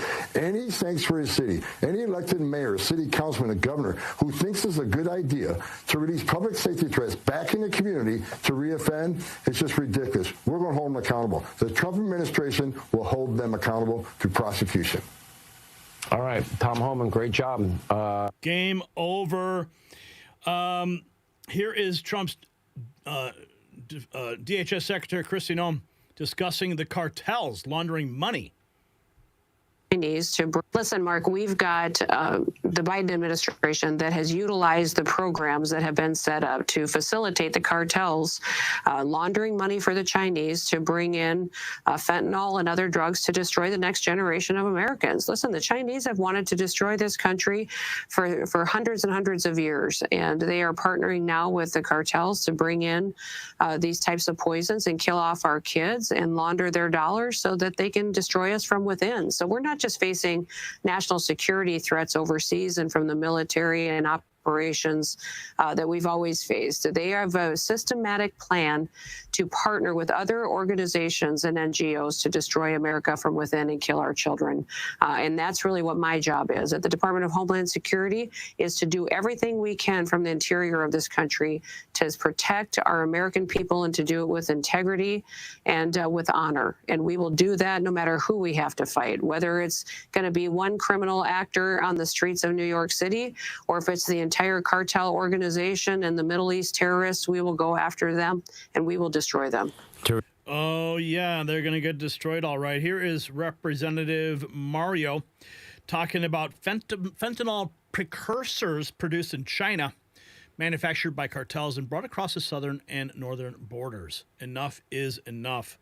War has been declared finally. And some, you know the story, right? 100,000 Americans die every single year. 80,000 of those are because of fentanyl. We know that the products are produced in China, the precursor chemicals sent to Mexico, manufactured by the cartels, and they're brought across the southern border, and some on the northern border. And so for way too long, we've been accepting, the previous administration, the deaths of Americans as if it was inevitable. It's not inevitable, and I commend President Trump for saying enough is enough. You're going to have to take it seriously. And at least we have a president who is taking it seriously. This is from yesterday's Dallas immigration protests in living color. Do y'all have to get permits to do this, or do you just do it? We're busy right now. I am too. I'm working, so. I'm also working. So, yay or nay? Oh, yeah. Here we go. Okay, I think we have more. It looks like Tom Homan plans to investigate and possibly prosecute New Jersey Governor Phil Murphy for harboring an undocumented migrant. This is from Hannity's show 12 hours ago. The governor of New Jersey, Phil Murphy, basically admitted that he knew somebody that didn't have full documentation, that he was hiding over his garage. Then we have Tom Tillis, senator from North Carolina, saying that people should have the right to sue sanctuary cities and states that aid and abet in lawbreaking. Your comment on all of that? Well, I think the governor's pretty foolish saying what he said, because I got note of it, won't let it go, we'll look into it. And if he's knowingly harboring, concealing an illegal alien, that's a violation of Title 8 United States Code 1324. I would seek prosecution, or the secretary would seek prosecution. So maybe he's bluffing. If he's not, we'll deal with that. And as far as suing sanctuary cities, well, get in line, because the Trump administration is going to do that already. Sanctuary cities are sanctuaries for criminals. There's one example, right? If the young sanctuary cities in New York City, if they would have gave us over the killer of Laken Riley when he got arrested in New York City for endangering a child, he would have been in jail, and he would have never killed Laken Riley. Sanctuary cities are responsible for deaths of thousands of young children throughout my career, and we're going to sue them, we're going to hold them. And look, if he's got to go to the Supreme Court, that's what President Trump's wanted to do.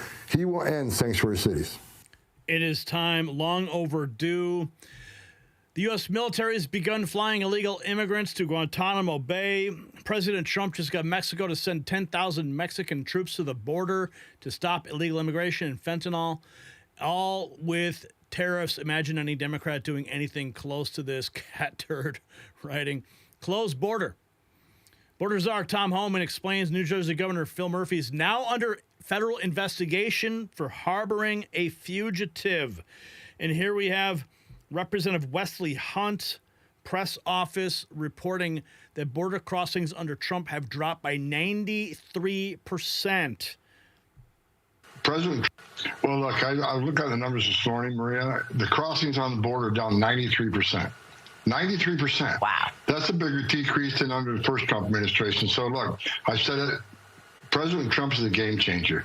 No one has had the success he's had on securing the border. He clearly understands we can't have strong national security if we don't have border security. We need to know who's coming in, what's coming in, where it's coming in, why it's coming in.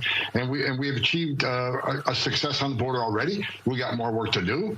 And on top of that, as far as the deportation operation, we're just shy of, I think we have 5,000 already arrested the first week, and majority of them being criminals. The non-criminals, and the media's talking about, who are these non-criminals? The non-criminals are arrested in sanctuary cities because you force us into the community rather than arresting a bad guy in the jail. And when we find that criminal, he's most likely with others, and they're going to go too. So if you want to be a sanctuary city, you're going to get exactly what you don't want. More agents in the community and more non-criminals arrested.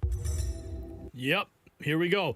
Okay, so what's this? We got Bobby D posting, so illegal aliens are not going to show up to work today. Good. Get fired and hire a U.S. citizen to replace you. I hear there's a bunch of people in D.C. need a job. What's this guy saying here? And this isn't a listen to this shit. Apparently there's a strike going on today. Okay, so you can see, I'll show you a clearer picture. Look at his hat. It has the word Trump upside down. Now, I would believe this guy's probably anti-Trump. Let's find out. Listen to this shit. Apparently there's a strike going on today. There's a lot of Latinos, immigrants, who are not showing up to work today. They're not going to purchase anything, contribute to America's economy, so on and so forth. And this isn't an attempt to show America how dependent America is over illegal immigrants. Listen, when your ass gets fired today for not showing up to do your job, I don't want to hear jack shit. I don't want to hear you crying. Don't go try to and get on unemployment. Don't go get any other benefits that a lot of Americans can't get themselves. And this is where the American people are literally sick and tired of your freaking entitlement. The audacity. We're over this shit. While you sit here and you want to demand America, a country that you're not from, to do certain things for you, while you fled your country.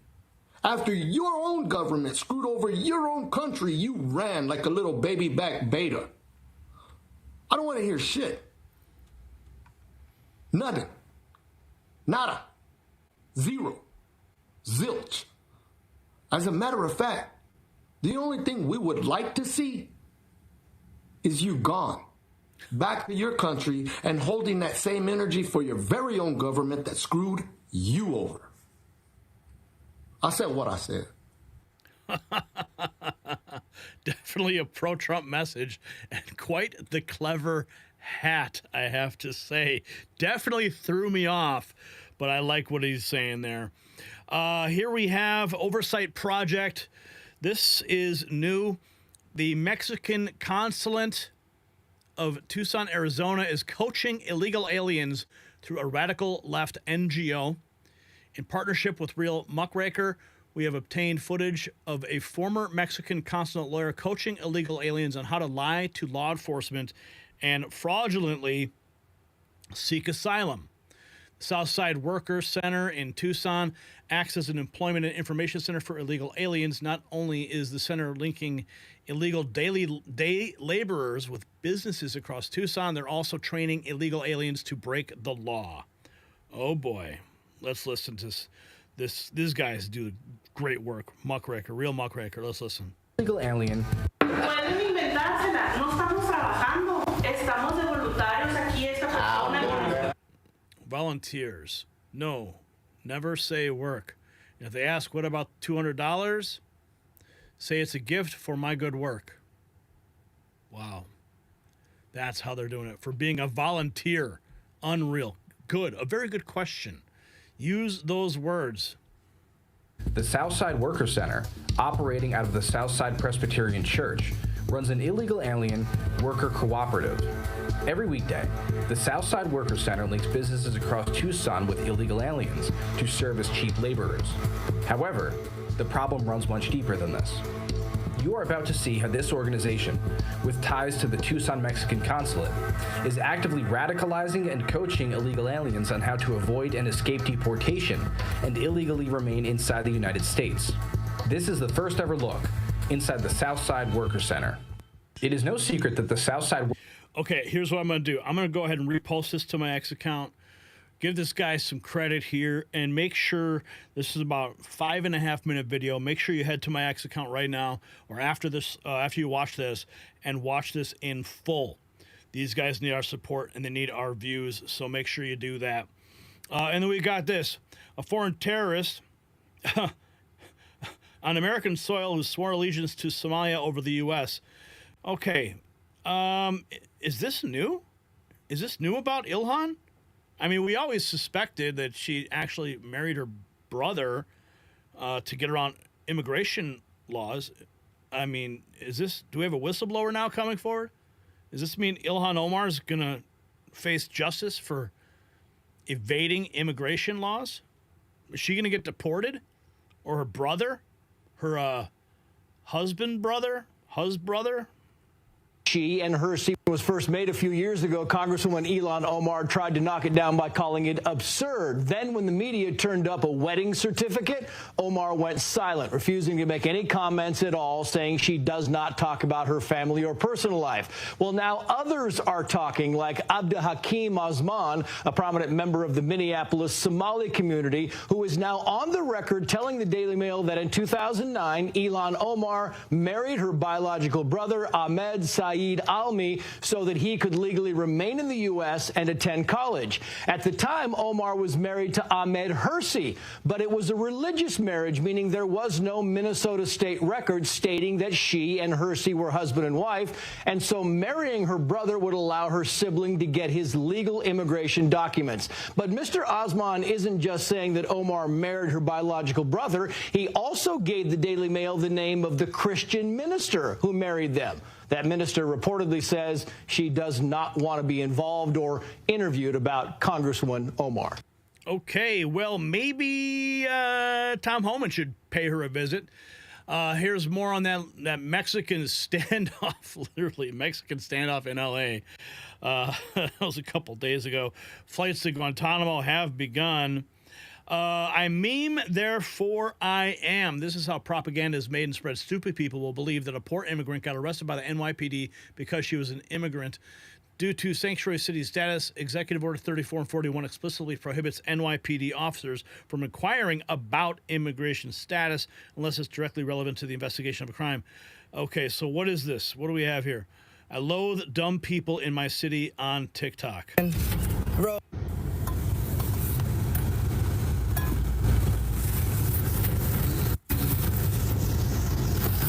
They just took an immigrant. She was just walking, and they literally just snatched her up. And these motherfuckers ain't even nice. That's the nuts. Be careful, it's on Tremont and Boston Road. Be careful, guys. Yeah, be careful when there are stupid people posting on the internet. And here we have this right on cue. CBS News, 21-year-old Margarita Zacharias broke down in tears after she was deported back to Guatemala from the U.S., expressing her devastation largely because of what it would mean for her and her parents, who had pulled together more than $25,000 in loans to pay her smuggler. Yeah, I told you we were going to see a lot of videos like this. I told you.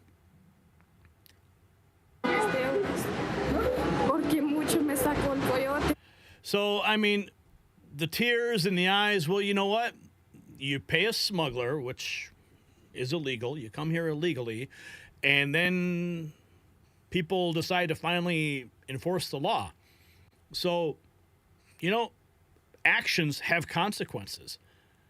And you guys took a risk when you did it, and now you're paying those consequences.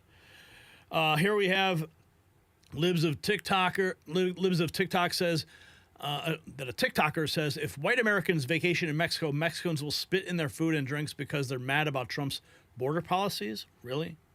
People that are mad right now. All I gotta say is, if you're American, very pale American, I hope you don't have plans for spring break in Mexico, because there's a lot of people that are mad right now. And among other things, you wouldn't want them spitting in your food.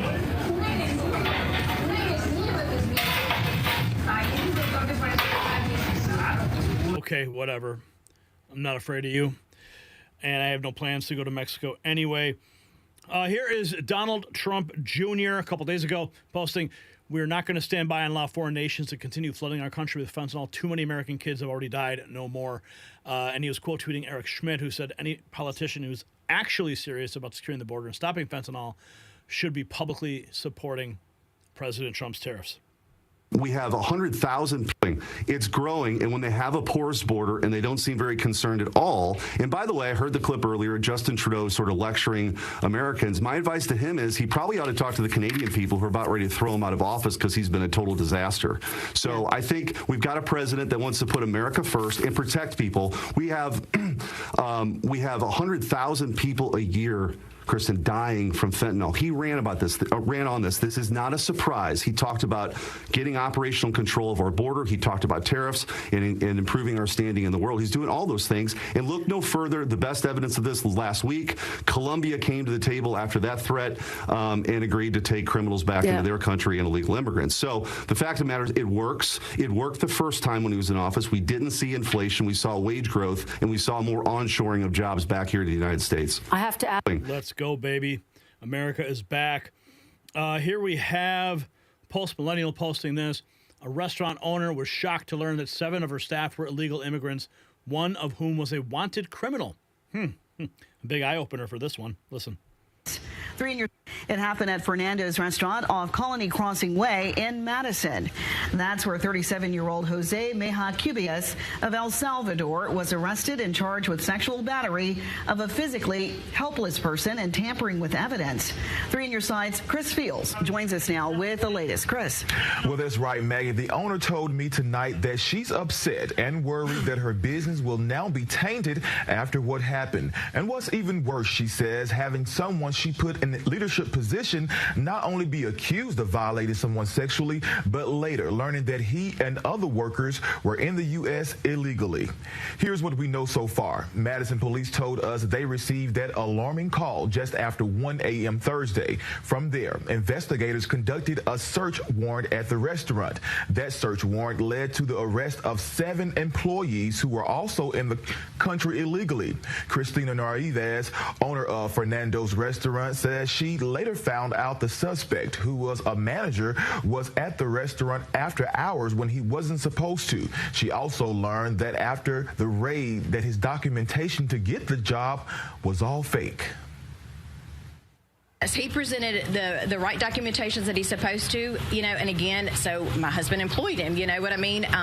So if they were fake or whatever, we don't know that, but he presented the correct documentations, and he's worked for us. We had no idea he was even like this. We have, people that come here who, came here to see him because he was the bartender or whatever, but it just goes to show you never know how someone is behind closed doors. Now, ICE has now placed a detainer on Meja Cubias as he was previously deported from the United States in 2010. And another one bites the dust. Brick suit writing, huge. This is a SIGINT, Signals Intelligence Reconnaissance aircraft that can monitor, record, relay, and geolocate intercepted communications in real time. Cartels might have to go back to carrier pigeons and donkeys. Yes, we're learning. Where's that? Here it is. Okay. U.S. Air Force intelligence aircraft have entered Mexican airspace after Mexico agreed to cooperate in fighting the cartels. This is practically unheard of. Pete Hegseth sent a warning to the cartel saying all options are on the table. Yes, game over. Closed borders. There are now retailers banning entry to ICE agents. Yeah, good luck with that sign. I'm sure they're going to listen to that, especially if they have a warrant. Here is Caroline Leavitt, all hands on deck. All hands on deck at the White House. 10 regulations for every. Well, again, I think nothing can compare to the pain and the suffering that has been inflicted upon the American people because of the illegal immigration and drug crisis we've faced, especially over the past 4 years. But when it comes to reducing inflation, this administration remains wholeheartedly committed to bringing down costs while President Trump effectively utilizes tariffs. You saw President Trump already launch a massive deregulatory agenda agenda, slashing 10 regulations for every new one on the book. He signed that executive order last week. He's also launched a massive a push, and Trump energy boom is incoming, which we know will reduce the cost of living in this country as well. And so we are all hands on deck here at the White House and across the government to ensure that we're cutting costs for Americans where we can, while the president simultaneously effectively utilizes tariffs as he did in his first term. And look no further than his first term record as president. When he left office, inflation was 1.4%. The only reason we had an inflationary crisis was because of the previous administration, Joe Biden's reckless spending. And you're not seeing that from this administration. Look at DOGE and the cost that they're already saving for the American. Gotta love the DOGE. And here we have more. This is from the Defense Secretary, Border Securities and National Security issue. Believes, and frankly, the Defense Department has been helping on the border for decades, just not at the level that President Trump has charged us with right now. Because we believe, and he believes, that border security is national security. Guys and gals of my generation have spent decades in foreign countries guarding other people's borders. It's about time we secure our own border. Tens of millions of people have poured across this border under Joe Biden's administration, unchecked. We have no idea who they are. We have no idea where they're coming from. We have no idea what their intentions are. And we're going to find out, though. A Washington State woman was ordered held without bail on Thursday in connection with the death of the U.S. Border Patrol agent in a case that has grown to encompass killings in multiple states. Remember that Vermont Border Patrol officer? We reported on that suspected mass murderer, and now looks like the story is growing. Here we have Mexican authorities have captured and detained the leader of Cartel del Noreste. This is, I guess his name is El Ricky. Okay, El Ricky. That's it for you, bud. Party's over. But the party is just beginning. Oh, I love it, folks. This is the beginning of the greatest administration in American history. So what we're seeing at the border isn't just a policy change, it's a complete paradigm shift. While sanctuary cities crumble and protesters wave Mexican flags on California highways, real Americans are watching their communities become safer by the day. The left said it couldn't be done. They said walls don't work. They said Mexico would never help. Well, they were wrong on all counts. President Trump didn't just secure the border. He made Mexico pay for it with their own troops. So here's the question that I want your answer to in the comments. If Trump could solve the border crisis in just 13 days, why did the previous administration spend 4 years telling us it was a complex problem with no solution? I can't wait to read your comments. Now, remember to rep your America First values with our bold MAGA Avengers collection linked below at shop.nextnewsnetwork.com. See you there. All right, buckle up, buckle up. We have more to report from the Super Chatters. Let's see, we have the Price is Right Review doing a follow-up to their previous Super Chat. It says here, he says, she says, they says, part 2, seems Graham was a no on Tulsi until it's going around that Elon exposed Graham's potential ties with U.S. aid and wasteful spending. Feckless. Graham was a no on Tulsi until it's going around that Elon exposed him. Okay, so Graham is a yes on Tulsi now? Is that what I'm trying to understand here? Price is Right review, is that what's happening? Graham was a no and now he's a yes. Okay, I think that's what I'm reading here. Okay, our Boyd dropping $5 in the jar. If illegals love their country so much and hate the U.S., leave. We're not stopping you. No, we are not. We will help you out the door. In fact, they have flights waiting for you. Okay, let's see what else we got going on in the chat room. Truthfully, most of the Mexicans have no morals, says Masters. Okay. Graham is a pussy. J. Dye says that. Did I miss anything, Gary? Pam Bondi got confirmed. Wonder if Cash and RFK Jr. got confirmed. No, we know that Bondi has been confirmed by the Senate. I don't know anything about RFK Jr. I know he moved out of committee, so I don't know if he's gone to the full vote yet. So we're gonna keep a close eye on that. Let's see, Smoochy, pucker up, Buttercup. Maureen Carr, not tired of winning yet. Mexico 24572. Hey, bud, what's up? Mike Taylor News, if the cartel want to do the right thing, they could just make a deal with Trump and do the right thing.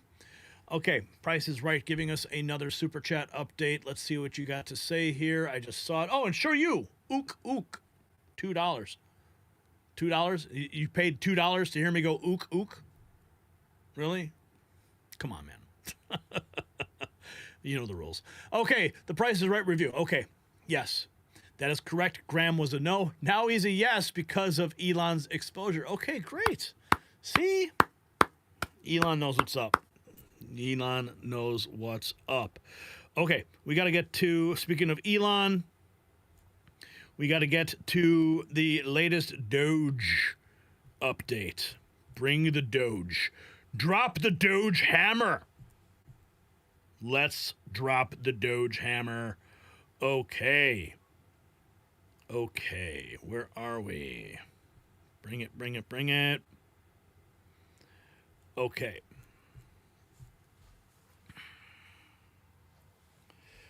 All right, here we go.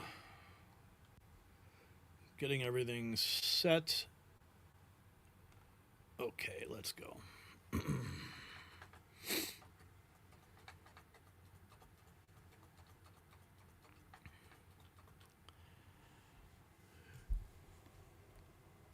Tonight, we're witnessing something unprecedented. Elon Musk's Department of Government Efficiency, yes, that's DOGE, is literally making federal bureaucrats justify their jobs to 20-year-old programmers. $1 billion in wasteful DEI contracts gone. But here's what's really interesting. These career government employees who've been collecting six-figure salaries for decades can't explain what they actually do all day. Could you tell me what it is you do here? Yeah. What do you do here? Yeah, we're going to have to move your desk. Can I keep my stapler, right? Well, now we have Musk's team gaining access to Treasury payment systems. When I saw that headline, I jumped out of my seat.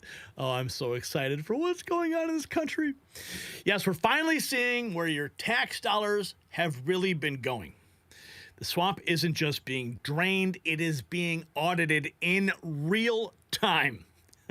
And while Musk and Trump are cutting government waste, let me show you how you can cut your heating costs. Just like DOGE is exposing bloated government spending, Americans are discovering their heating bills are highway robbery. But here is the game changer. This portable heater technology is doing to big energy what DOGE is doing to big government, disrupting their monopoly. It's efficient, it's powerful, and it saves you money. Don't let the power companies waste your hard-earned dollars. Visit staywarmnow.com for 60% off and free shipping. That's staywarmnow.com. Okay, folks, they are freaking out in Washington. They are unhinged. Representative Morgan McGarvey, he says, my constituents are scared. An unelected billionaire has no business handling our sensitive government data and making decisions about our Social Security benefits. House Democrats are doing everything we can to prevent this. House Republicans need to step up too. Yeah. No, he wasn't unelected. He was chosen by President Trump to do the job that we elected Trump to do. So, You can keep up with your fear tactics all day long. Oh, but the fear tactics are on overdrive right now. We've got a lot to get to, but this just happened just a couple hours ago. Here is Ayanna Pressley. Here's what she had to say about Elon Musk at a protest outside of Washington, D.C. We will see you in the courts, in Congress, in the streets. Elon Musk is a Nazi Nepo baby.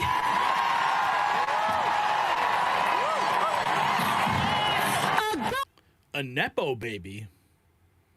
A Nazi? Oh, I get it from that the hand sign he did when he showed all of his all the people in the audience how much he loved them. Yeah, more lies from Ayanna Pressley. Nepo though, what Nepo from? How's the nepotism?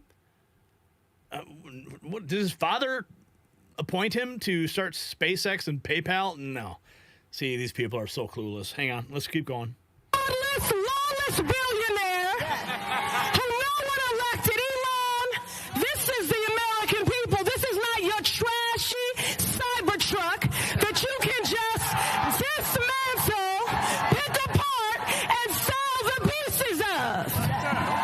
It's so sad that she is talking about an immigrant that way. Yeah. So sad she would treat an immigrant.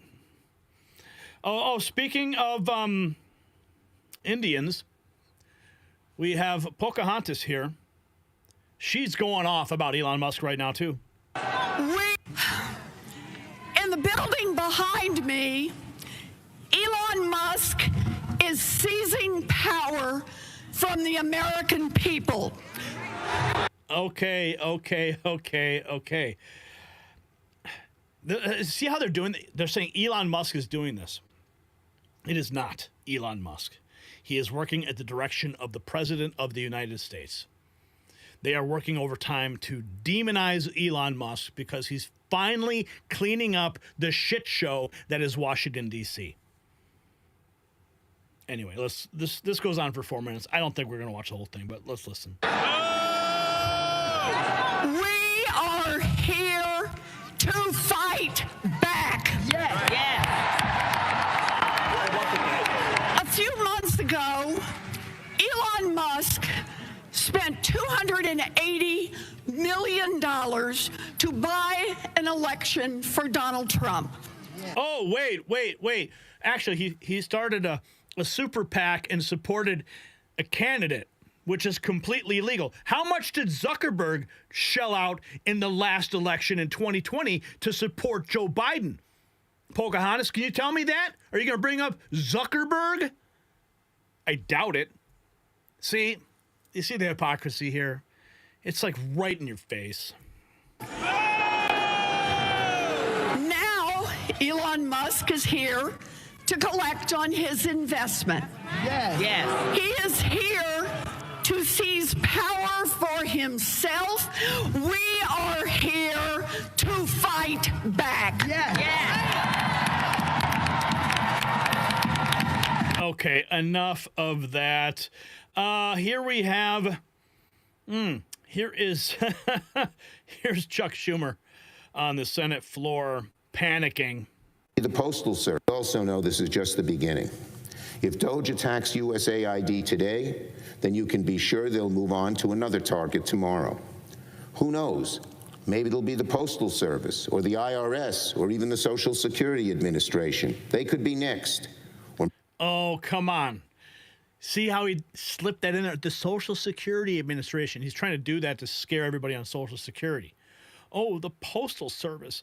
I mean, okay, you got FedEx, you got UPS. Okay, they're running circles around the U.S. Post Office. Okay, I don't believe that Donald Trump and Elon are going to shut down the Postal Service.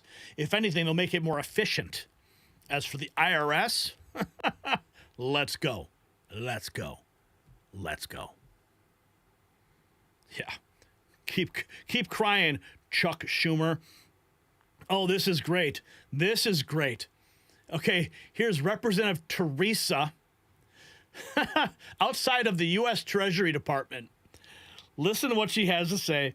They have been taking food from the mouths of babes. They have been telling military women, you cannot get the health care you deserve. No. Wait. What is a woman, though? Can you define that? Would you mind defining that for me before you move along? I kid. All right, let's continue. Oh, no, absolutely not. And now they are telling us we cannot go in this building to find out. Well, we say, open the doors. We say, open the doors. Open the doors. Because we demand the right to know what you are doing. Yes. But more importantly, we demand that you take your hands off of our money. Yes. We demand. Wait, whose money is it? It's the taxpayers' money. You want to know what they're doing? They're going through the books to clear out all the garbage programs that don't deserve to have any funding. And they're being 100% transparent about it. So you guys can scream all you want about Elon and DOGE. It's just going to fall on deaf ears. And you're only going to be made look a fool. When they all streamline government, you guys are going to look like absolute fools. And guess what? You're going to probably lose your congressional seats. More Republicans are going to get elected because you guys are just exposing yourself for who you are. Just fools. You stop! You stop giving an unelected billionaire the right to our savings account, to our retirement account, to our payments, because that's what he has. Would you invite Elon Musk or his interns into your own savings account? Actually, I probably would. I mean, if he could help me if he guy's a freaking billionaire, all right? Hey, Elon, you got any tips for savings? Bring it, please. I want to hear. I'm all ears. You see how foolish these people sound? Criticizing the world's richest man? Would you ask him to come and rifle through your regular house bills and what you pay and don't pay?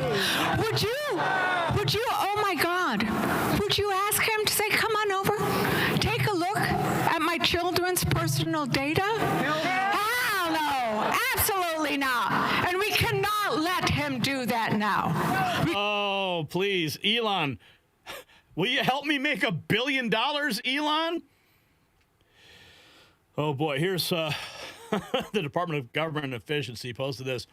Updated data on the DEI-related contract cancellations with full detail. Look at this. The bottom of the screen, $1 billion grand total in savings already. Thank you, Elon Musk. Okay, so remember that clip I played for you of Chucky Schumer? Okay. Here, Elon Musk responded to him. I think this might be a different clip. Hang on. Innovative is good. And the American people, mark my words, the American people will not stand for an unelected, secret group to run rampant through the executive branch. Being innovative is good. But, Mr. Musk, this isn't a tech startup. These are public institutions that deal with things like Social Security and Medicare and national defense and provide for the well-being of the American people. And the American people have a right to be part of that debate. Part of that debate. The elections occurred, and one viewpoint got a few more votes than the other, but that doesn't mean we throw out democracy. That doesn't mean what's been done for centuries in this country should just go out the window and be substituted by a small group of people who think they know a lot more than the wisdom of the American people. And the American... Yeah, Chuck. The wisdom of the American people elected Donald Trump. Okay, so Elon Musk responded to Chuck Schumer. He said, he's mad that DOGE is dismantling the radical left shadow government in full view of the public. This is our one chance to return power to the people from an unelected bureaucracy back to democracy. Republic. Only with the support of you can this succeed. Thank you, unknown soldiers. Well, we thank you, Elon Musk. And did you guys hear about this? I posted this on X. Zach Voorhees brought to my attention late last night that they are actually actively calling for Elon Musk and his DOGE agents to be unalived. This is not a drill. A full-blown mental health crisis is unfolding on Reddit. Users are openly calling for Elon Musk to be unalived. They want DOGE government agents. You see what it says right there on the screen? These threats are getting thousands of upvotes, and Reddit is letting it happen. Reddit users are openly calling for this. They say Musk's henchmen need to be hunted down.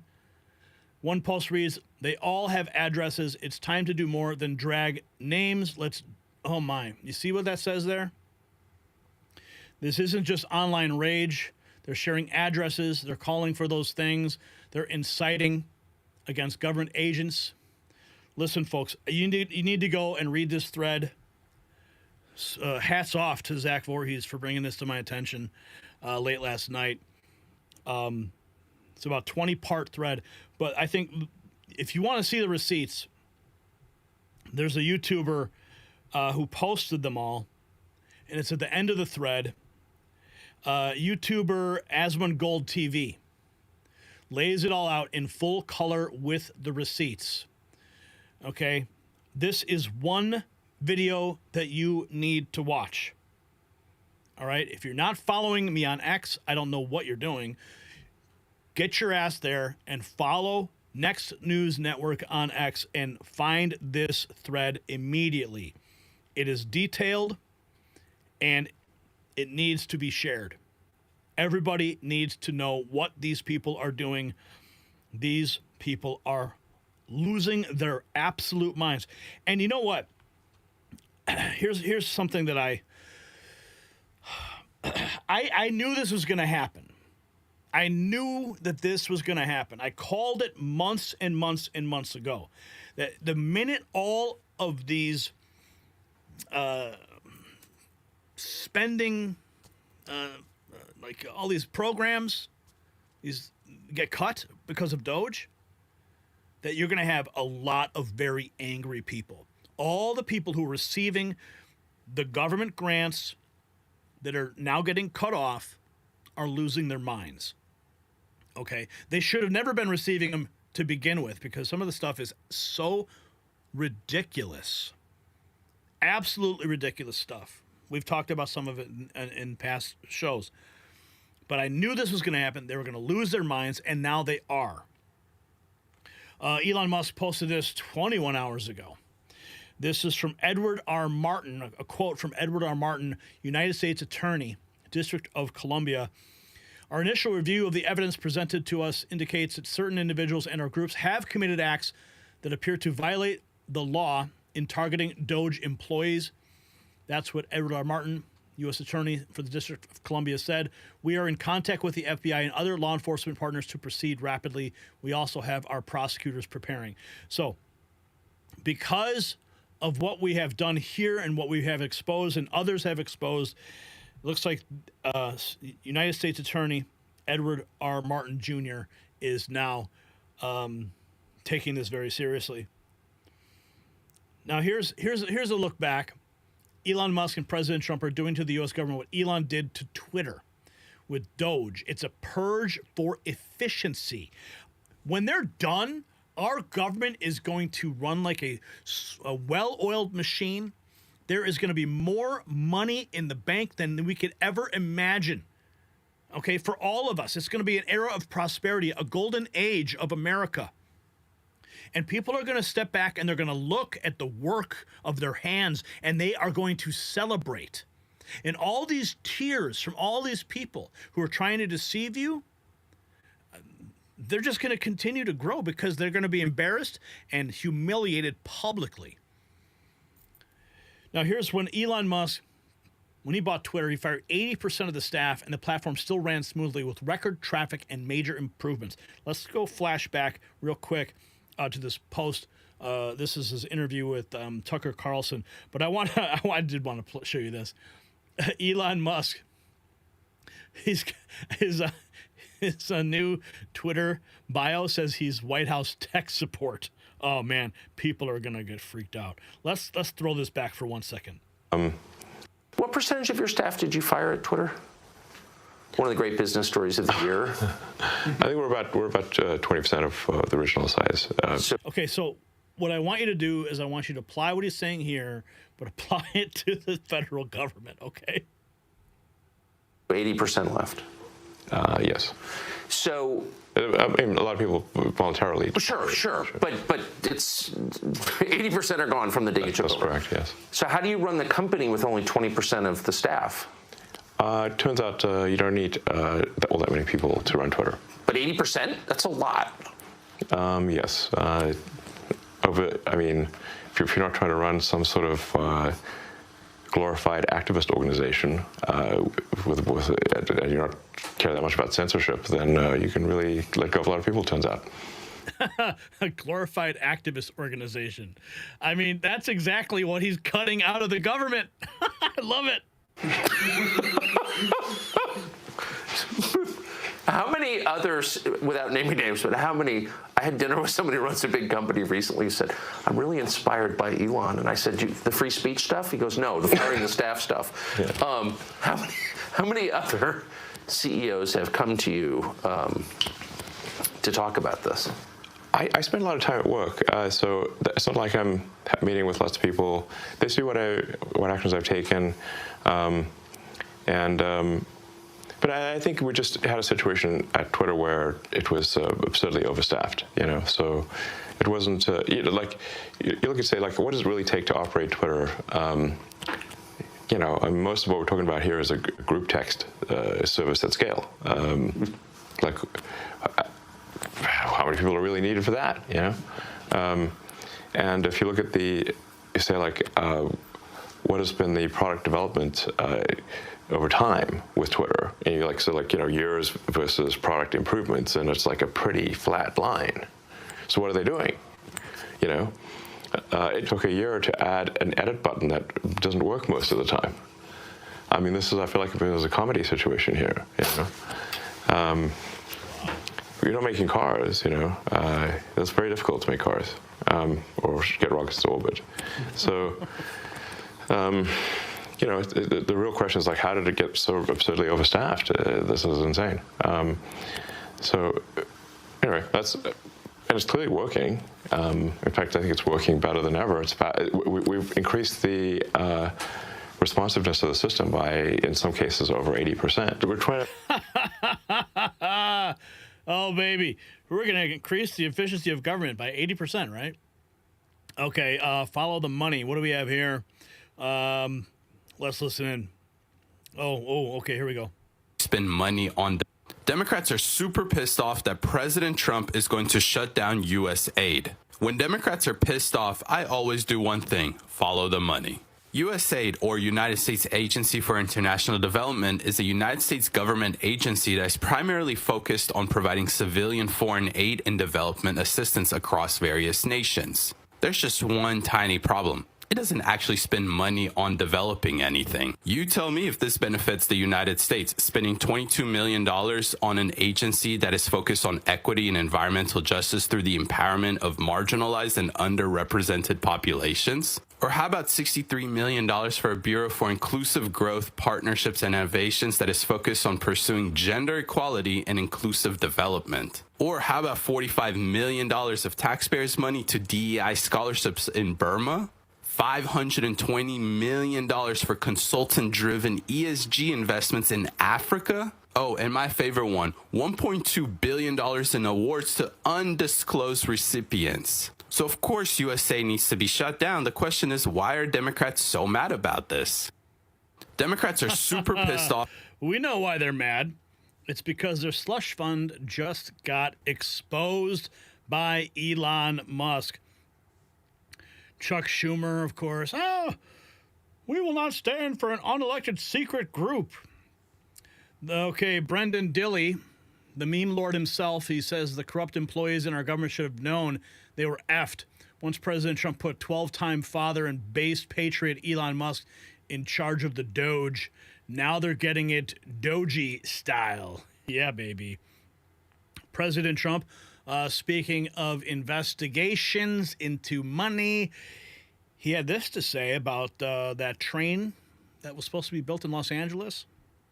Project. One of the things I want to investigate rapidly, because I've never seen anything to this extent, the train that's being built between Los Angeles and San Francisco is the worst managed project I think I've ever seen, and I've seen some of the worst. Billions and billions, hundreds of billions of dollars over budget. In fact, I read where you could take every single person that was going to go on the train and get the finest limousine service in the world and take them back and forth with limousines, and you'd have hundreds of billions of dollars left over. It is the worst thing, and we're going to start an investigation of that because it's not possible. I built for a living, and I built on time, on budget.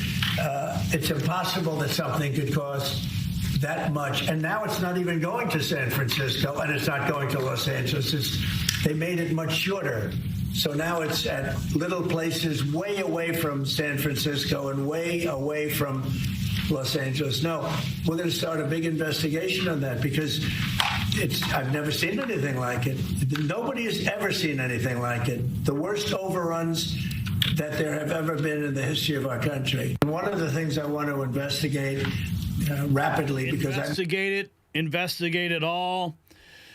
The Department of Government Efficiency is being spearheaded by 20-year-old autists, according to Wired.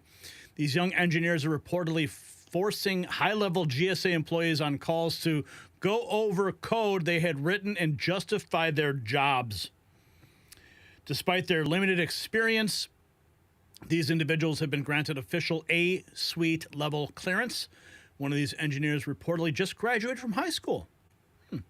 Imagine being a 30-year-old veteran bureaucrat and being fired by a 17-year-old autistic engineer with a laptop.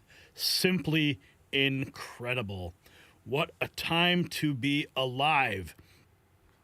Chuck Schumer says if Elon Musk is willing to blow up USA aid, other targets might be next, of course. And here's more Elon Musk posting this. Where they spent, here's the interesting one. So apparently the highest ranking person in the Treasury, David Lebrick. I think this is Scott Adams. He resigned rather than comply with DOGE for access to audit where they spent trillions of dollars a year.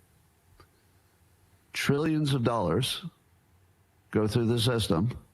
And as soon as DOGE said, can we see what's in there, see where the money went, the person in charge quit.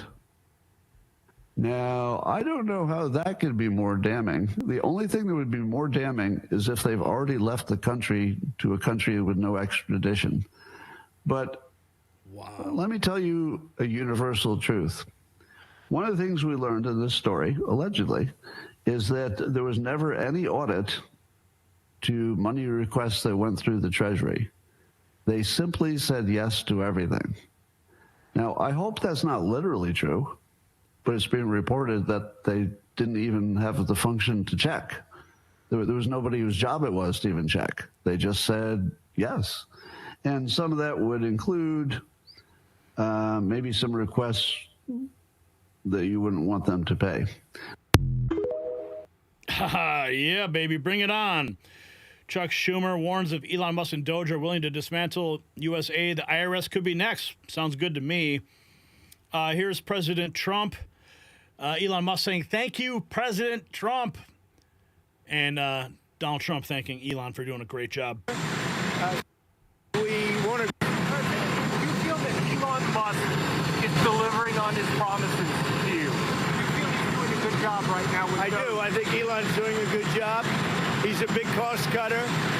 Sometimes we won't agree with it and we'll not go where he wants to go, but I think he's doing a great job. He's a smart guy, very smart. and he's very much into cutting the budget of our federal government. Mr. President. Cut the budget. Speaking of cutting, would you like DOGE to audit the IRS? Well, Joni Ernst, senator, says, yes, and I have a bill to do just that. My Audit the IRS Act will audit the auditors and fire the more than 800 IRS agents who owe millions of dollars in back taxes. Wow. Elon Musk, 24 hours ago, only with public support can DOGE succeed. The bad guys will do anything they can, legal or otherwise, to stop us. Elon said that DOGE has a great chance of success. If the American people get behind the cause, that means it's up to you and me. And he posted this poll. Would you like DOGE to audit the IRS? He posted this poll 7 hours ago, and there are 16 hours left. So far, 1.2 million votes. 52% said yes, 41% said F yes, and 7% said no? Really? Wow. Okay. Here's more from Elon. The only way to stop fraud and waste of taxpayer money is to follow the payment flows and pause suspicious transactions for review, obviously. Naturally, this causes those who've been aiding, abetting, and receiving fraudulent payments to be very upset. Too bad. Yeah, he was, quote, tweeting, Charlie Noyes, I bet Elon got to D.C., asked where all the money was going, and nobody could answer, so he asked how payments are made. My preferred title is just tech support. I love it. Elon's DOGE taking a sledgehammer to the deep state. It's happening right now, folks. I can't believe this is happening. Nothing. Wall Street Dave's replying to DOGE, nothing says taxpayer money laundering like consulting contracts, right? Here we have system update. Former State Department official Mike Ben Cyber explains how National Endowment for Democracy has used tactical wokeness to disrupt foreign elections. And we have this. If people aren't coming to work, they're not going to come to the office. Listen. Resign immediately. You've offered over Here's President Trump. You've offered over 2 million federal workers the option to resign immediately. There are 50,000 FAA employees. Does this tragedy give you reason to reconsider that option of resignations because of concerns about staffing issues on airline safety? If people aren't coming to work, if they're not going to come into the office and report as per the date that you know what it is, everybody knows what the date is, it's been very well documented, then they're going to be terminated. You're not concerned, though, that if many people take that offer, there could be shortages that could lead to then they'll be replaced with very competent people. We have a lot of competent people in this country. See how they're trying to scare you? Oh, the FAA, what if they resign? Well, we'll replace them. Simple answer. Simple answer. Eric Trump posting exactly to this meme. Remember, the same people terrified of DOGE wanted to hire 80,000 additional IRS agents to audit you. U.S. aid account has been deleted. Representative Darrell Issa, is it just me, or are Democrats terrified of what Elon Musk is going to uncover next about the deep state? And he was, Elon Musk also, man, this is so much. Elon Musk quote tweeting Bill Ackman. Bill Ackman said, it should be illegal for the U.S. government using taxpayer funds to fund NGOs to do work that the government is not permitted to do directly. Absolutely, it's a scam to get around the laws passed by Congress to protect the people. Oh, here we go. Here's more. DOGE, 10 hours ago, announcing termination of 20 consulting contracts, saving taxpayers $26 million. Let's listen. Payment approval of opportunity. Elon Musk and the DOGE team are looking at how much money the federal government spends, and he posted this on X. The DOGE team discovered, among other things, that the payment approval officers at Treasury were instructed always to approve payments, even to known fraudulent or terrorist groups. They literally never denied a payment in their entire careers, not even once. What do you make of Elon Musk going through Washington right now with a Hoover? I'm okay with it. And I think the American people are okay with it. Everybody knows the dirty little secret about government. It drips with fat. No one's ever done an exercise like this. I thought he'd get a lot more pushback from Congress, and he's not. He's going in there with a spatula, and he's scraping out billions of dollars, and people are okay with it. After all, it's taxpayers' money. Right. Why not do this? If you sit around your kitchen table, you got to have a budget every year. Right. Why can't we apply the same kind of philosophy to government? And that's why he's getting a lot of latitude and a lot of slack, even though he's a controversial guy. But look at the executional skills he has. Sure. There's nobody like him. Let him do his thing. Yeah, let him do it. Let him do his thing. The same people complaining about DOGE were telling us a few months that Biden was sharp as a tack. Elon Musk says he and President Trump are shutting down U.S. aid. On January 20th, 2025, President Trump signed Executive Order 14169 titled Reevaluating and Realigning United States Foreign Aid. The order imposed a 90-day freeze on all U.S. foreign development. Let's listen to this. Fund than the CIA had. It was U.S. aid that I fear much more than the CIA, because the U.S. aid is how CIA gets shit done. Okay, so this is Mike Benz Cyber. Mike Benz exposing what U.S. aid really is.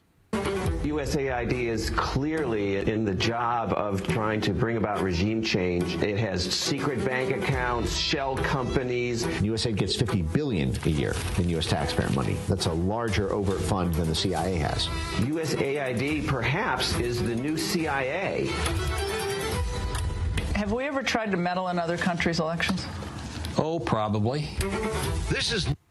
Oh, yeah. Oh, there's more here. Elon Musk, quote tweeting, the rabbit hole. It's ironic to hear talks about shadow government after the Biden administration was effectively a puppet with no one knowing exactly who was pulling the strings. Chuck Schumer posting this on X. An unelected shadow government is conducting a hostile takeover of the federal government. Chuck Schumer says, DOGE is not a government agency. DOGE has no authority to make spending decisions. DOGE has no authority to shut programs down or ignore federal law. DOGE's conduct cannot be allowed to stand. Congress must take action. Musk DOGE team granted access to U.S. Treasury payment system 24 hours ago. Game is on, friends. And of course, we have more on the unleashing of DOGE and the nuking of the Department of Education. Oh, friends, the party is over in Washington, and the power is back in the hands of the people. So, ladies and gentlemen, the numbers don't lie. In just a few weeks, DOGE has identified billions in wasteful spending. These career bureaucrats who've been living off your tax dollars are finally facing real accountability. And guess what? They're panicking. They're complaining on Reddit during work hours about having to actually explain their jobs. But here's the real story. Elon Musk and President Trump aren't just cutting waste, they're revolutionizing how our government operates. So here's what I need you to answer in our comments section.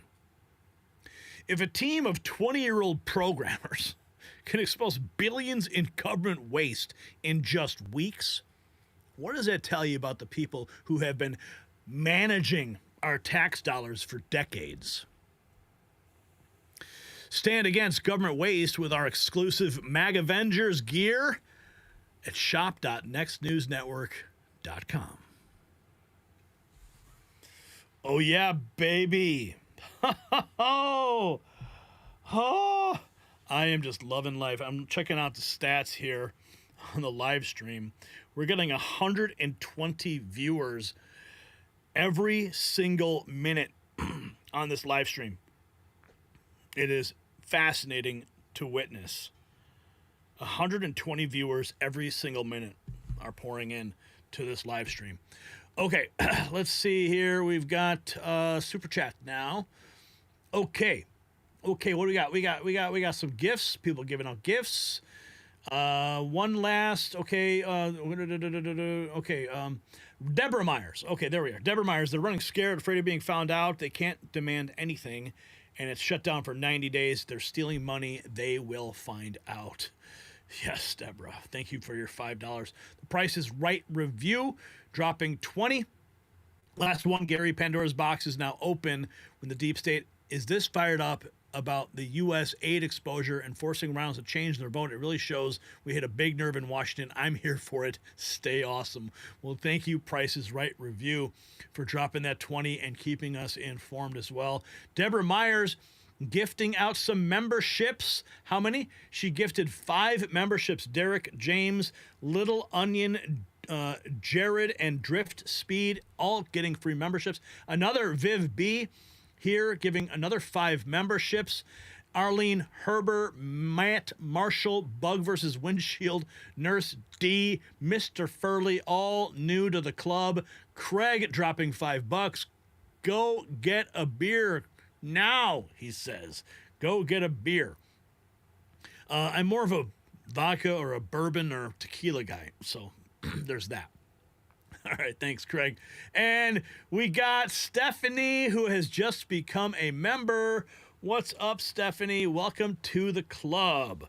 Okay, moving right along, we've got more news on the U.S. aid front that I want to continue to get into. All right, lots to still unpack. We are not done because the hammer is dropping in Washington and the rats are freaking out. Okay? All right, let's go. What you're about to learn about U.S. aid will shock you.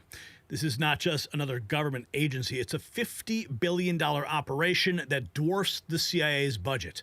And tonight we have exclusive information about how this organization funded everything from bat coronavirus research in Wuhan to color revolutions in Ukraine. But here's what's really interesting. The same politicians screaming outside U.S. aid headquarters right now, well, they're the ones who've been profiting from its shadowy operations for decades.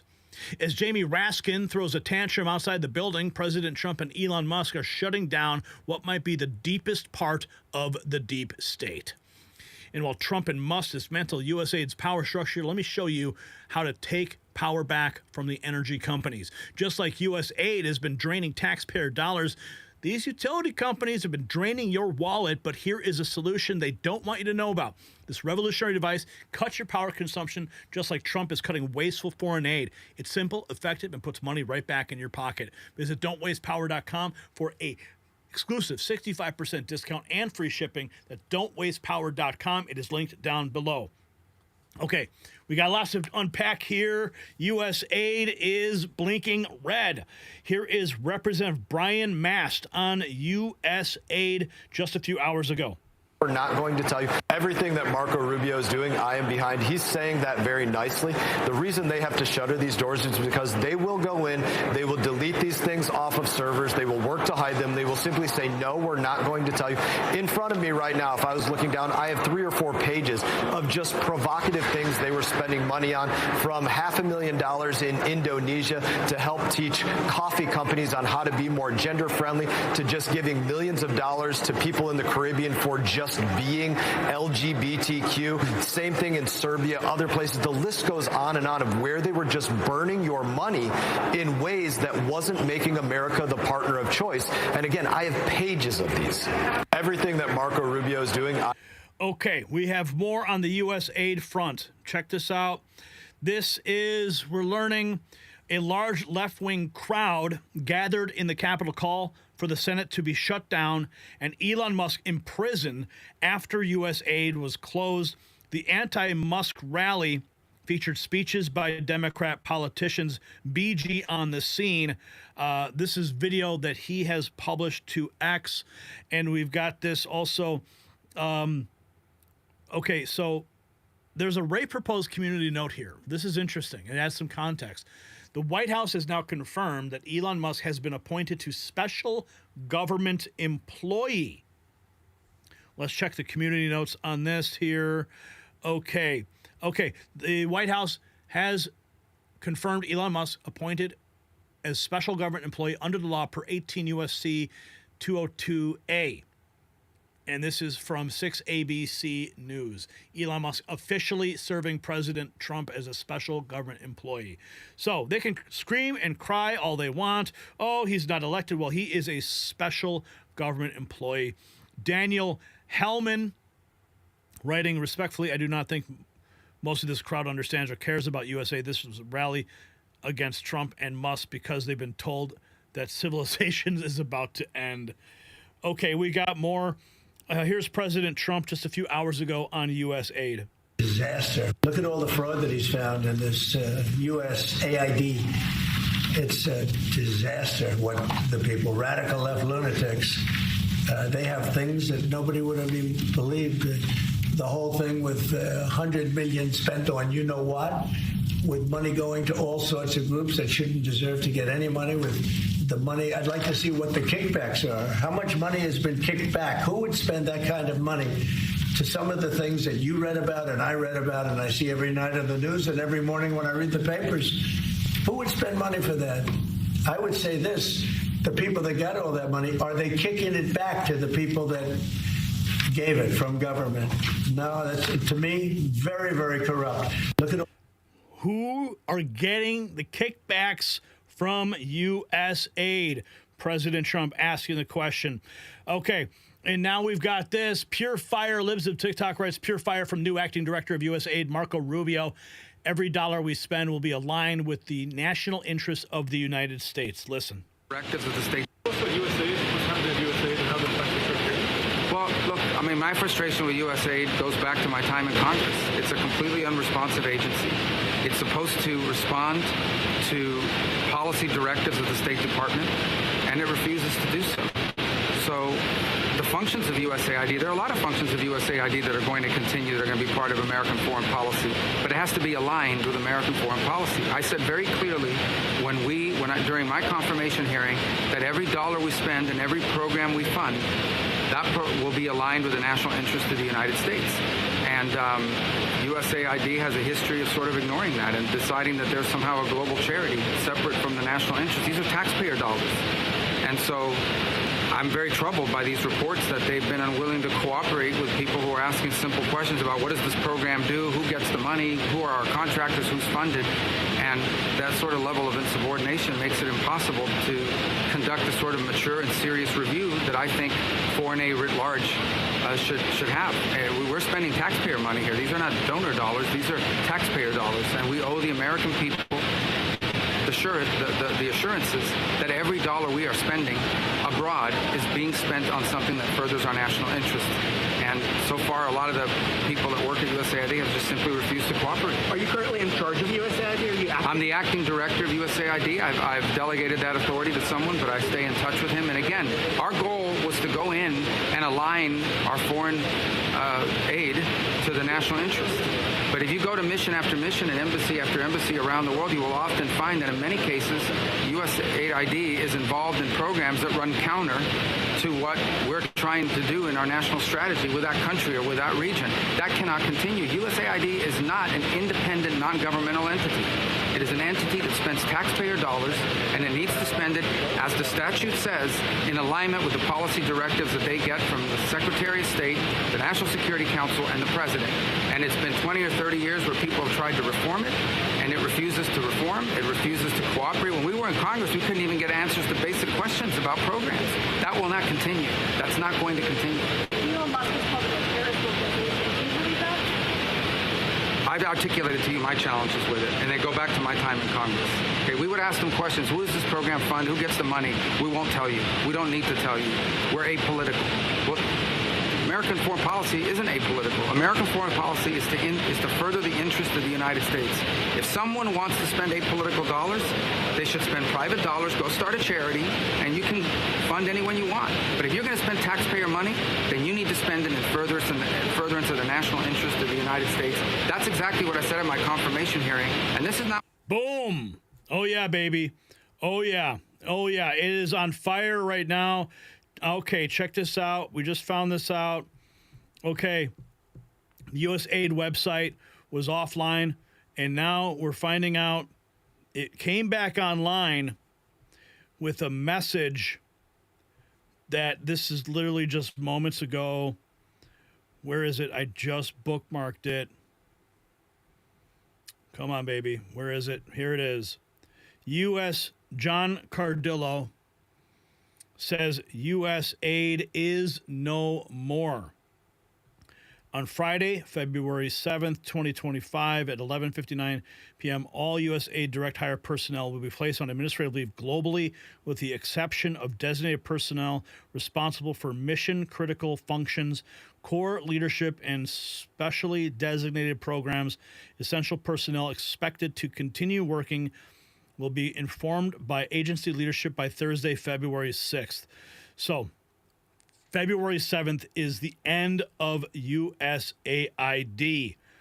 All direct hire personnel will be on administrative leave globally. Holy cow. Game over. Holy cow. Oh, my goodness. Okay. Oh, I'm so excited. I don't even know where to go. Okay. Here's Joni Ernst, USAID, did everything possible to stop me from finding out where tax dollars were going. And what I have been on USAID's case for years now, going back several years, where I was trying to investigate the expenditures for humanitarian aid, primarily when it came to the war in Ukraine.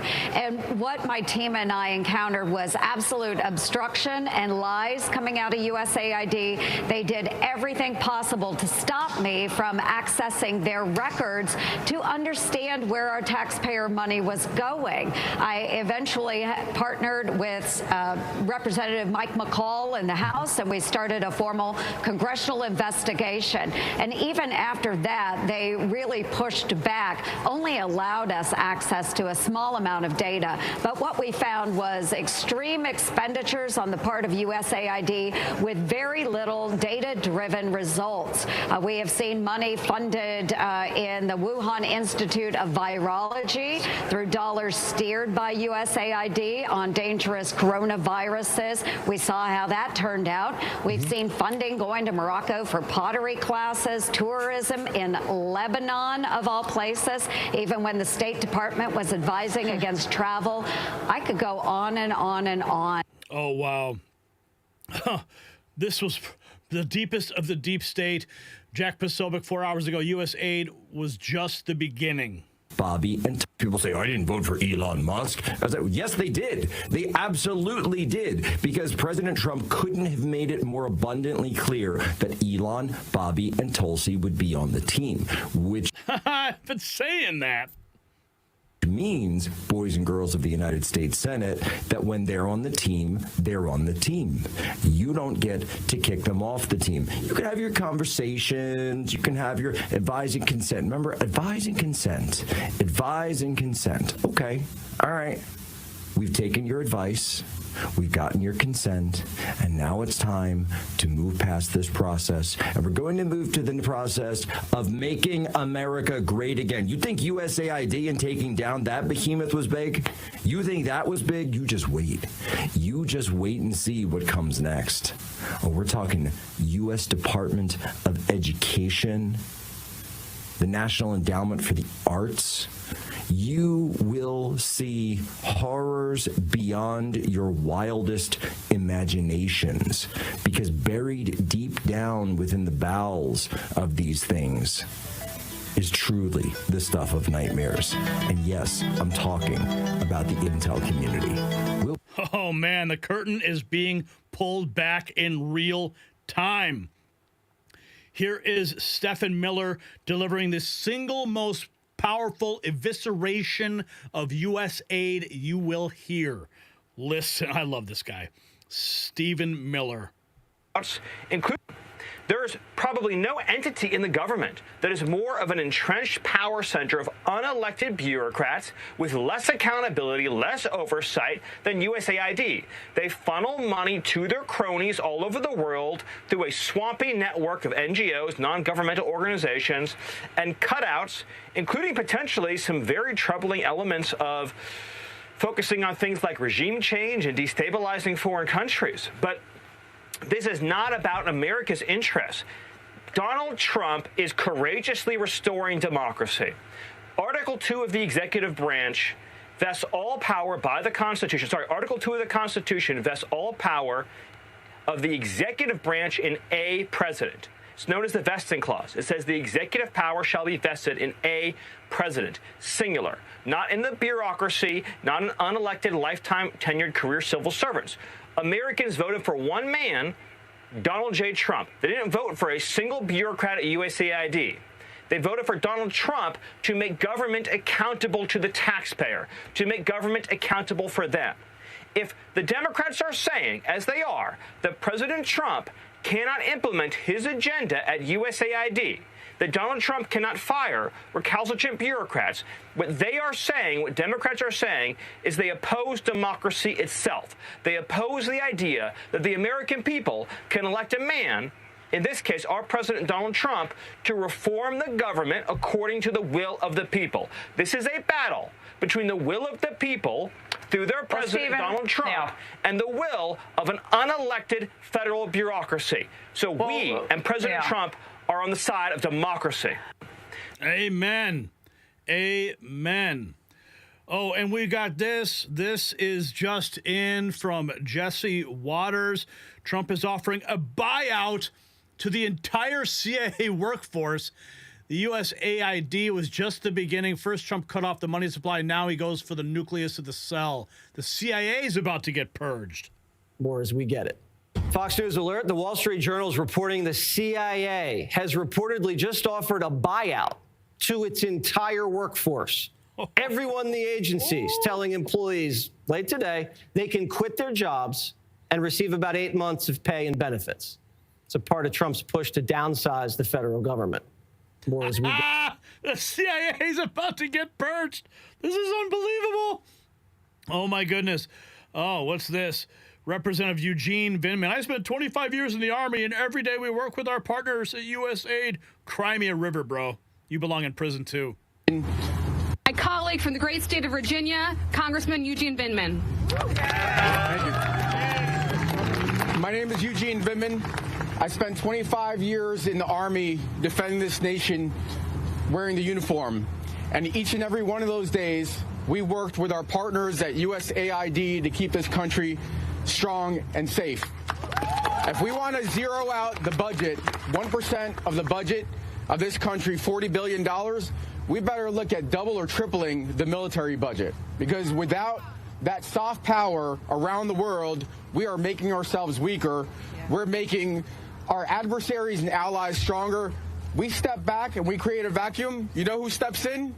It's Russia, it's China, it's our adversaries. Russia. Okay, here's more on that. After being shut down for hours, USAID website is back online with a message saying direct hire personnel will be placed on administrative leave globally starting Friday. USAID is DEAD. Here we have this. Musk is absolutely right. Same corrupt politicians screaming outside USAID headquarters are the ones who've been personally benefiting from its shady operations for decades. They're not outraged because they care about aid or democracy. They're outraged because their slush fund is drying up.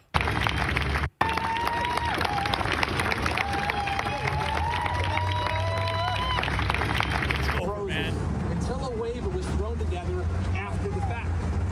Let me say that again. Prisoner guards overseeing thousands of ISIS combatants walked off the job. Okay, keep crying. Cry harder, buddy. Oh, here, speaking of crying, here is Jamie Raskin blasting Elon Musk outside the USAID headquarters 24 hours ago. Elon Musk responding, the corrupt politicians protesting outside USAID building are the ones getting money from USAID. That's why they're there. They want your stolen tax dollars. Damn, Elon Musk is calling these people out. We're living in the greatest time ever. The Elon Musk, you didn't create USAID. The United States Congress did for the American people. Right. And just like Elon Musk did not create USAID, he doesn't have the power to destroy it. And who's going to stop him? We are. Yes. We're going to stop him. Yes. I'm sorry to report to you, Mr. Raskin, you can't stop a freight train. Elon Musk, you may have illegally seized power over the financial payment systems of the United States Department of Treasury, but you don't control the money of the American people. The United States Congress does that under Article 1 of the Constitution. Okay, keep crying. Keep crying. Okay, and here's our hero, Congressman Ron Paul, the good doctor. He's weighing in on this U.S. aid as well. Let's take a moment to hear the wisdom. Hello, everybody, and thank you for tuning in to the weekly report. Audit USAID, then shut it down. As of this writing, when you attempt to access the U.S. Agency for International Development, USAID website or social media pages, you are informed that this site can't be reached. The media reports that the new Trump administration has not only frozen USAID activities, but may be planning on bringing it back under control of the U.S. State Department.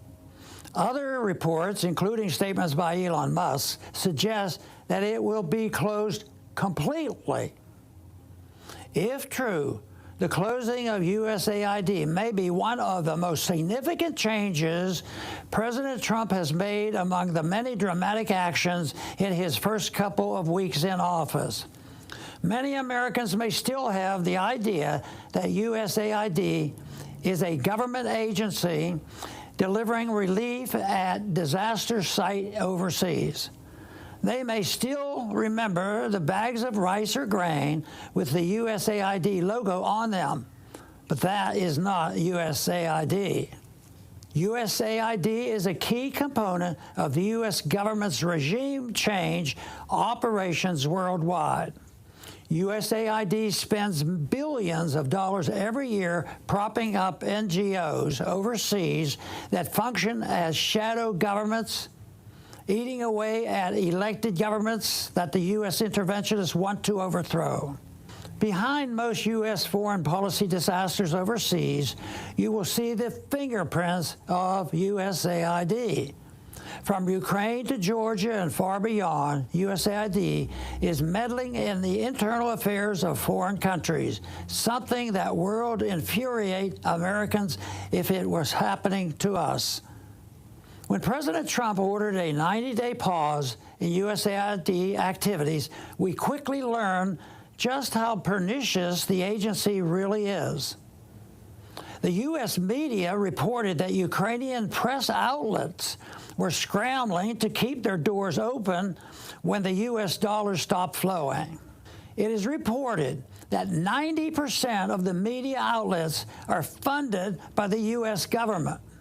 This means that there is virtually no independent media in Ukraine, only fake news outlets willing to toe the U.S. administration's propaganda line. Does anyone think these wholly U.S.-funded news outlets would ever publish a story that the U.S. government did not want published? This is plainly immoral, but it is also dangerous.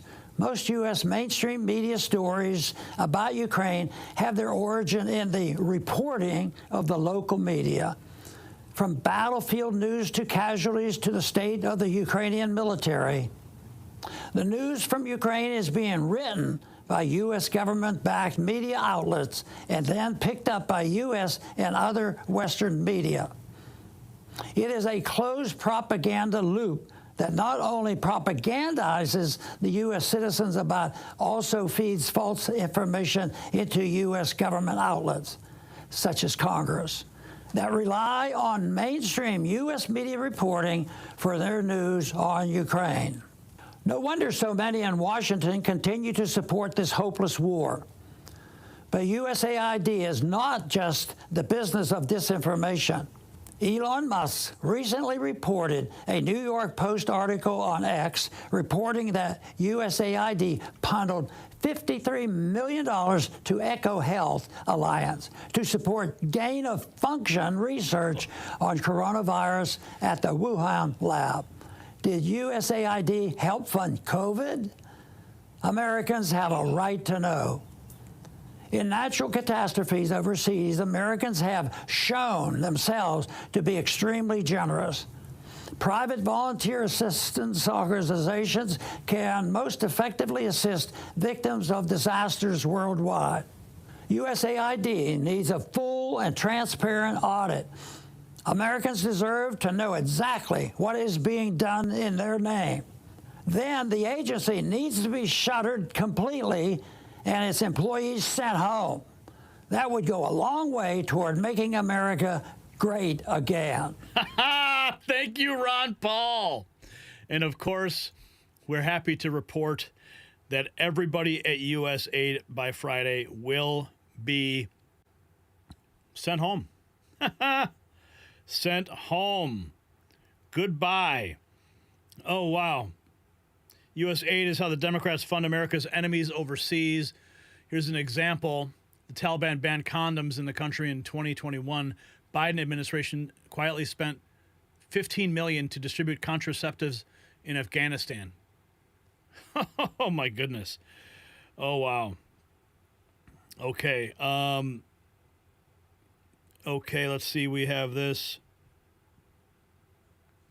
President Trump. Okay, top security officials placed on leave. Excuse me. Rubio's State Department now working to recall USAID staff on foreign assignments worldwide. USAID spending obligations by country. United States Agency for International Development and spending obligations. You look at that. A lot of that going into Ukraine. Look at all that going into Ukraine and Africa, South America. Holy cow, man. And Joni Ernst, she said this, despite the fact that Moroccans have been making pottery for thousands of years, USAID spent more than $2 million for Moroccan pottery classes and promotion. President Trump has appointed Secretary of State Marco Rubio as acting director of USAID.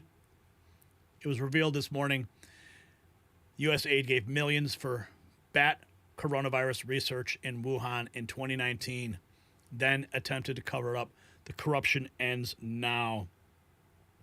Mike Benz reported 6 months ago on a live stream that he fears USA more than the CIA because USAID is how CIA gets it done. Representative Marjorie Taylor Greene, 24 hours ago, 7 months ago, I tried to defund USAID. Only 81 Republicans voted aye, which is yes to my amendment to prohibit funding to USAID. 127 Republicans and 204 Democrats voted no to my amendment and voted to fund USAID. I fully support eliminating it. Okay, so at least we have a barometer here. 81 Republicans voted yes to end or prohibit funding to USAID. So 127 Republicans need to be flipped so that we can get this thing shut down completely. Okay? Benny Johnson, the single largest criminal fraud operation in human history. The public outrage over USAID corruption is now at scale and mainstream. USAID has been fully exposed as a left-wing money laundering criminal organization. Wow. Libs of TikTok, 237 million of U.S. aid contracts were canceled for convenience in Afghanistan after the project began. Contractors got paid for the work even though it wasn't even completed. 60 million was wasted. 74 million had questionable benefits. Mike Benz on the Joe Rogan podcast. This was published 2 days ago. U.S. aid is not about aid. It's about coordinating clandestine operations through foreign left-wing NGOs. With a $50 billion budget, it even surpasses the budget of the CIA. Developing State Department, USAID, and the National Endowment for Democracy. Now USAID is, a very notorious. It's sort of a switch player. There's no aid in USAID, by the way. That's your brain is being tricked when you see the phrase USAID. It's not an aid organization. The aid in USAID stands for U.S. Agency for International Development. It is developing internationally around the world all of the institutions that the State Department needs to use. So when they are capacity building activist groups in a foreign country, that's because the State Department wants those activists there. Now, USAID, for the first time in its history, it was created in the early 1960s by JFK, 1961. It was created because you had all of this intelligence, statecraft, and military support and logistical aid that was tripping over itself, basically. The military would be funding, would be running aid to certain groups in the region. The State Department would be running aid to certain groups in the region. The intelligence community would, and there was no sort of central coordinator of those capacity building operations. So USAID, by the way, is a $50 billion budget. The entirety of the intelligence community is only $72 billion. So it is as more than the CIA and more than the State Department. Wow. And aid is basically USAID is effectively a switch player to assist the Pentagon with on the national security front, to assist the State Department on the national interest front, or to assist the intelligence community on a sort of clandestine operations front. So State Department. Holy cow, man! Who knew? Who knew? Here's Marco Rubio, more on USAID. Or does it need to die? They're a global entity and that their master is the globe and not the United States. And that's not what the statute says, and that's not sustainable. Can it be reformed or does it need to die? Well, that was always the goal, was to reform it. But now we have rank insubordination. Now we have basically an active effort where their basic attitude is, we don't work for anyone, we work for ourselves. No agency of government can tell us what to do. Well, now Donald Trump is telling them what to do. Elon Musk 10 hours ago posting, "Oh, look, an insurrection." The radical left put a lot of innocent people in prison for exactly this behavior. Democrats let a mob of protesters into the USAID headquarters. Looks kind of insurrection-y to me.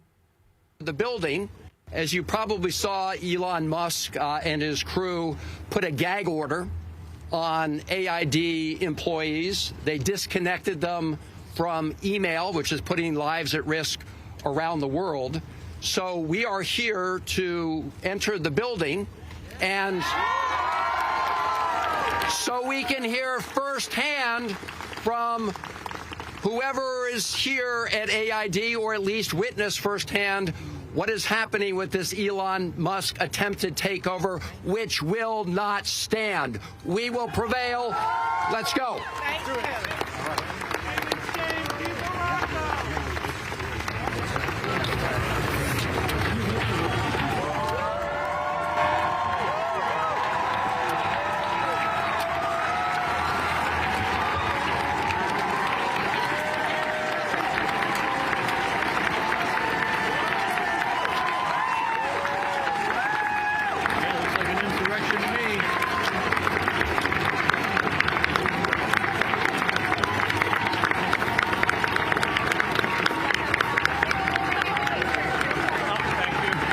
Good luck with that, guys.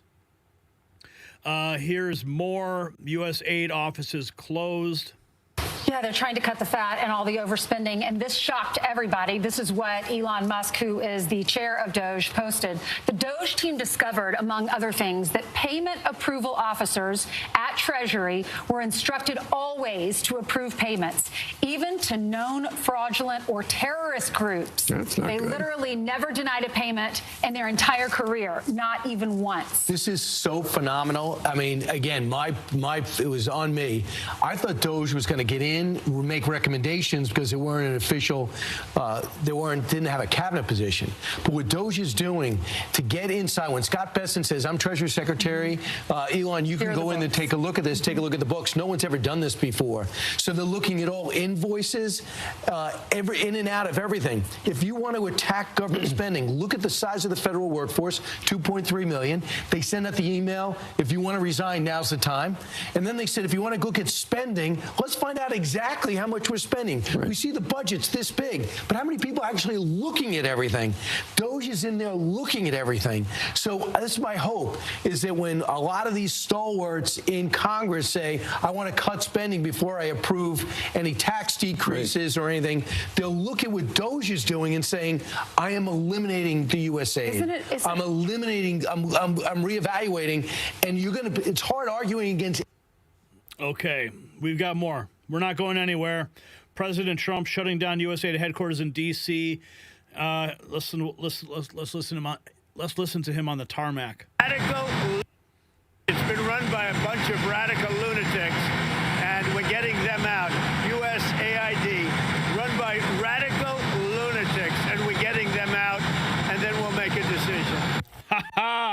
We are getting rid of them. ABC actually aired a USAID employee's description of the scramble as DOGE rolled up to the office and their hurried removal of the woke iconography, the document burning scene, and the downfall. Holy cow. Here's an eyewitness account for you. We heard they started. But Elon Musk's influence is sweeping throughout the administration. It was late last week that the DOGE team showed up at USAID offices in Washington and demanded access. USAID employee Christina Dry described the scene. DOGE was in the building. We took down our pride flags. I took out any books I felt would be incriminating. No one was talking. We heard they started taking transcripts automatically of all of our Google Meets. They unplugged the news in the little kitchen galleys. It didn't feel good. And then Saturday, all of the websites went down, and then I lost complete access to my computer. Oh, well, lost complete access to your computer. I'm so sorry for you. Okay, 23 hours ago, all DOGE did was check to see which federal organizations were violating POTUS executive orders the most. Turned out to be USAID, so that became our focus. Oh, yep, there it is. Here's libs of TikTok. TikTok influencer and activist from Uganda thanks the United States for ending USAID. Says it's a wake-up call for African nations. The African continent in general.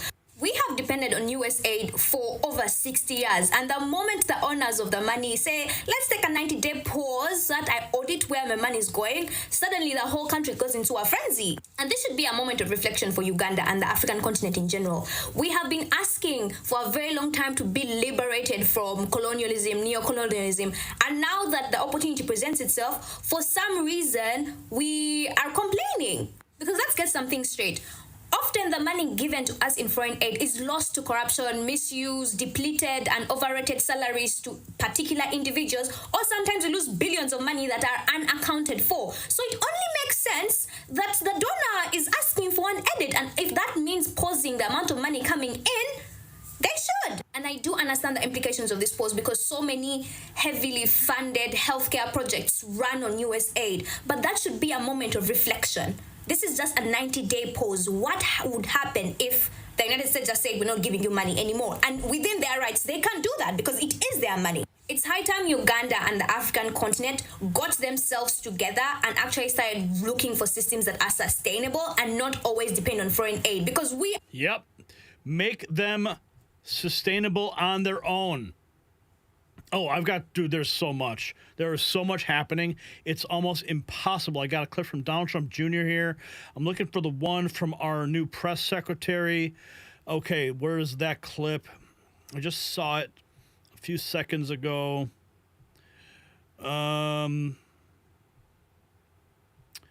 Where is it? Here she is. Caroline Leavitt ripping USAID for wasting taxpayer dollars. Listen to this. Money on. You're watching live coverage. Through USAID over the past several years, these are some of the insane priorities that organization has been spending money on. $1.5 million to advance DEI in Serbia's workplaces, $70,000 for a production of a DEI musical in Ireland, $47,000 for a transgender opera in Colombia, $32,000 for a transgender comic book in Peru. I don't know about you, but as an American taxpayer, I don't want my dollars going towards this crap, and I know the American people don't either, and that's exactly what Elon Musk has been tasked by President Trump to do, to get the fraud, waste, and abuse out of our federal government. Thank you, guys. Viewers and the public audience, but it was important to the folks in the media to understand why, say, Hennepin County, which is our biggest county in Minnesota, that's You're watching live coverage. Oh, yeah, baby. Here we go. Here we go. There's more. Let's go to that clip from, let's see. I got that clip here from Donald Trump Jr. out there because their department don't just get focused on USAID. There's other doors that need to be shut out there because they're doing, let's see, $39,000 to host seminars in Edinburgh International Book Festival on gender identity, and $48,000 to publish to help educate Polish youth on how to be LGBTQ, and $70,000 to create a U.S.-Irish music to promote DEI in Ireland, and just the list goes on and on and on. I could read these to you for hours. And that I could read to you for hours is the tip of the iceberg, because there's so much that we had to find that stuff. They wouldn't tell us about it. Well, of course, China is really at the center of all of this conversation. Perhaps we haven't gotten there yet, but, they've sort of been, the acting force behind so much of this, whether it's fentanyl or otherwise. We've been doing investigations on the show on just how much they've infiltrated our supply chains and exporting products made with forced labor. My father has basically said, you better move manufacturing here, agree to oversight, or else you're going to face consequences. We also see these cheap Chinese retailers like Temu and Shan who like to exploit the loopholes in our trade laws and, enroute, their goods. How do you view the China threat? And, beyond what we're doing right now, which is the short-term fix, what legislation can we implement to actually fix it permanently? I see the China threat diminishing every single day because of the leadership in America. And let me tell you how I equate those two things going on. So number one, let's talk about where we have reliances upon China. We know that they're far more reliant on wanting to sell their goods into the United States of America than we are them. Sure, there's inputs on American businesses, but I have small companies to large corporations. No, that's okay. That's Donald Trump Jr. talking to Representative Brian Mast. Sorry. Calling me right now saying, hey, what can we do to bring our manufacturing back to the United States of America? How do we bring this back, this back, this back? Is there some incentive to bring it back? Is there some program to help us? Because we're going to bring it back to America. That's the change that President Trump is affecting. All of these from large to small saying, well, we're going to come back here and we're going to help the American worker because we see exactly what's going to take place. That means less reliance on China. But let's bring it to another place that we have in the foreign relations sphere. If you have the appropriate support of allies like Israel, like what we have under your father instead of what we had under Joe Biden, you have an enabled Israel that goes out there and can do things like destroy Iranian energy infrastructure so that we don't have them sending 4 to 6 million barrels of oil from Iran to China a day. That puts China in a pinch. Or if you want to see how they can affect Europe, if they're out there destroying Iranian drone making capabilities, well, that's where Russia's getting a lot of their drones from, is from Iran. Or if they're out there just destroying any Iranian nuclear infrastructure, well, that's good for anybody across the globe that they don't have the capability to produce nuclear weapons. But that's the difference in how your president, how our president, your father, supports our allies, and how he's working to bring business back to the United States of America, make us stronger, make us less reliant. So, oh man, this is just amazing all around. I'm just excited. The news cycle is on fire. I don't even know where to begin. I mean, here's more from Brian Mast on Fox. Money in everything that Marco Rubio is doing, I am behind. He's saying that very nicely. The reason they have to shutter these doors is because they will go in, they will delete these things off of servers, they will work to hide them, they will simply say, no, we're not going to tell you. In front of me right now, if I was looking down, I have 3 or 4 pages of just provocative things they were spending money on. Oh man, it just goes on and on and on and on. Oh, we are witnessing the beginning of a true purge of the swamp. It is being drained. So look what's happening. USAID isn't just being defunded, it's being exposed. Mike Benz revealed it's not about aid at all, it's about coordinating clandestine operations through foreign NGOs. While the media tries to paint this as a humanitarian crisis, we're learning that aid was funding everything from gender programs in Pakistan to mysterious research in Wuhan. Even Marco Rubio, the new acting director, admits they've been operating completely independent of American interests. So here's the question we need you to answer in the comments.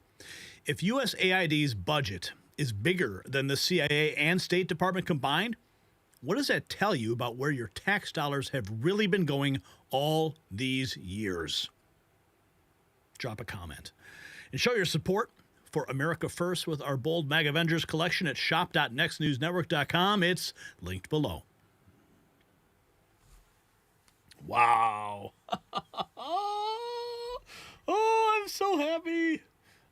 my goodness. I am just like a kid in a candy store with this news cycle.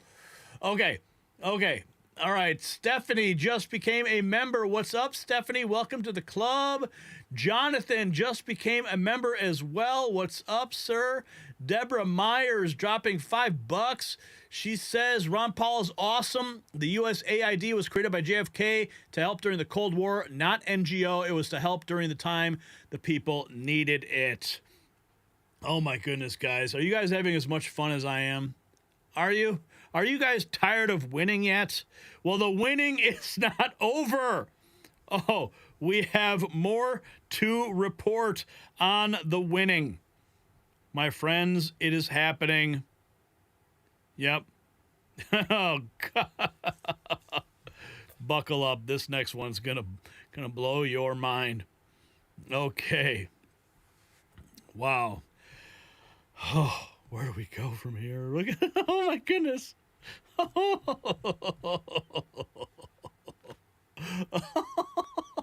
I'm so happy, guys. You guys, oh my goodness, I am just overjoyed with everything that's happening. God bless America. God bless Donald Trump, baby. Holy cow, I can't believe this is all happening. Okay, all right, okay. Contain yourself, Franchi. Contain yourself. What does President Trump say? We are going to drain the swamp in Washington, D.C. Perfect timing. Perfect timing, sir. Okay. We got another one. Let's keep going.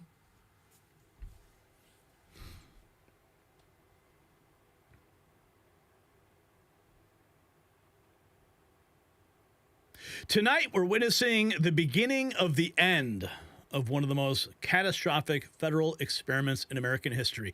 The Department of Education, created in 1979, has presided over America's fall from first to 34th in global rankings. In Illinois alone, my state, not a single student in 53 public schools is proficient in math. But here's what's really interesting. While your children struggle, bureaucrats at the Department of Education are earning average salaries of $112,000 a year. That's 56% higher than the typical government employee. The teachers' unions, well, they're going to be melting down, but here's the truth they don't want you to hear. And while Trump dismantles the Department of Education's bureaucratic empire, let me tell you about protecting your family's future. Just like our education system needs a return to fundamentals, your retirement needs a solid foundation. That's why I trust Noble Gold. As the education establishment crumbles, gold remains stable. It's a reliable asset. And they're not teaching this in public schools, but smart investors know. When systems fail, gold prevails. Visit nextnewsgold.com. It's linked down below to secure your family's future. And with a qualified account, receive 10 1-ounce silver American Eagle coins. That's nextnewsgold.com, or that number on the screen, 877-646-5347. All right. 2 hours ago, Elon Musk posted this chart. A massive increase in spending after the Department of Education was created with no actual improvement in education. The Department of Education began operating in 1980. So you can see the total cost, employees, enrollment, reading scores, math scores, and science scores. Wow. Total cost, you can see that chart going all the way skyrocketing. Reading, math, and science all just staying flatlined.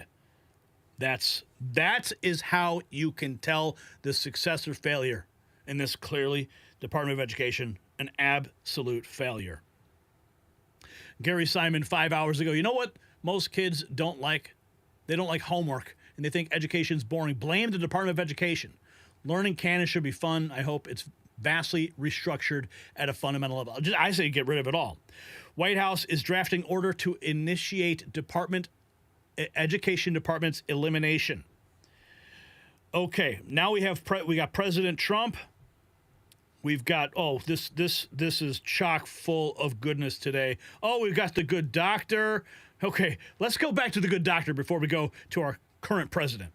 If you care about your children, you'll get the federal government out of the business of educating our kids. In 1980, when the Republican Party ran, part of the platform was to get rid of the Department of Education. By the year 2000, it was eliminated, and we fed on to it. Then we, as Republicans, added No Child Left Behind. So the first thing a president should do is the goal should be set to get the government out completely, but don't enforce this law of No Child Left Behind. It's not going to do any good, and nobody likes it, and there's no value to it. The teachers don't like it, and the students don't like it. But there are other things that the federal government can do, and that is give tax credits for the people who will opt out. We ought to have a right to opt out of the public system if you want. If you care about your children, you'll get the fact that we are seeing the vision of Dr. Ron Paul actually happening in real time is, oh God, it's so beautiful. Okay. So let's go back. This was 6 hours ago. A reporter asked Donald Trump, why nominate Linda McMahon if you're going to get rid of the education department? Let's listen to the exchange. Per pupil. And on the education department, why nominate Linda McMahon to be the education department secretary if you're going to get rid of the education department? Because I told Linda, I hope you do a great job and put yourself out of a job. I want her to put herself out of a job. Education department. So we're ranked number 40 out of 40 schools, right? We're ranked number 1 in cost per pupil. So we spend more per pupil than any other country in the world. And we're ranked at the bottom of the list. We're ranked very badly. And what I want to do is let the states run schools. I believe strongly in school choice. But in addition to that, I want the states to run schools, and I want Linda to put herself out of a job. Do you think that's something you can do with an executive order, or are you going to ask Congress to do it? I'd like to be able to. Look, if I could give the schools back to Iowa and Idaho and Indiana and all these places that run properly, there's many of them. I think so. If you look at the list, Denmark, Sweden, Norway. Believe it or not, China's doing very well on that list, a list of well-educated, where they run their school system well. You have a lot of countries, not surprising names. I think that if you moved our schools into some of these states that are really well-run states, they would be as good as Denmark and Norway and Sweden and some of the other states. And then you'd have the laggards, and you know who they are. I don't have to go to it. But you'd have the laggards, the same laggards that are laggards with everything else, including crime. But even them, you'll break it into systems. As an example, if you went to New York, you go to Westchester County, you go to Dutchess County, you go to Suffolk and Long Island and Nassau and Long Island. You have maybe 6 or 7 locations. And you have New York City, which would include the 5 boroughs. And I think even that would run much better than it does right now. Same thing with Los Angeles or California. You'd have Riverside. You'd break it up into 6 or 7, but most of them would be states, and you'd have one. Like in Iowa, you give it to the state of Iowa. You give it to the state of Indiana. You give it. These are really well-run states. They don't have debt. They don't have problems. They don't have any crimes, relatively speaking, to speak of. And you would have education that would be the equivalent of Norway and Denmark and various other places that are at the top of the list. So we're at the bottom of the list, and we're the most expensive. We're at the top of the list when it comes to cost per pupil. We spend more money per pupil than any other nation in the world, and yet we're rated number 40. The last ratings came out, you saw them. So they talk about 40 countries. We're rated number 40. And I say that if we did this, we would go 20, 30 notches up. We could do great. And we would have some of the best districts in the world. Wow. Make education great again. That's what's happening. Department of Education has been holding back on education. Waste of money. Start teaching the children. Ruben Averi says. Mike says the Department of Education is a useless waste of tax dollars. States need to handle the education of the children. Education dollars need to follow the children. School choice is a must. Washington Ghost says take all federal funding away from them. Donald Trump asked about abolishing. The Department of Education says he wants individual states to run education, predicts education rates will drastically improve. NBC is reporting Trump will eliminate the Department of Education with an executive order. Representative Ro Khanna freaking out, saying this is an assault on America's children. Really, bro? Mr. Speaker. Here's Ro Khanna on the House floor. NBC News is reporting that President Trump plans to eliminate the Department of Education with an executive order.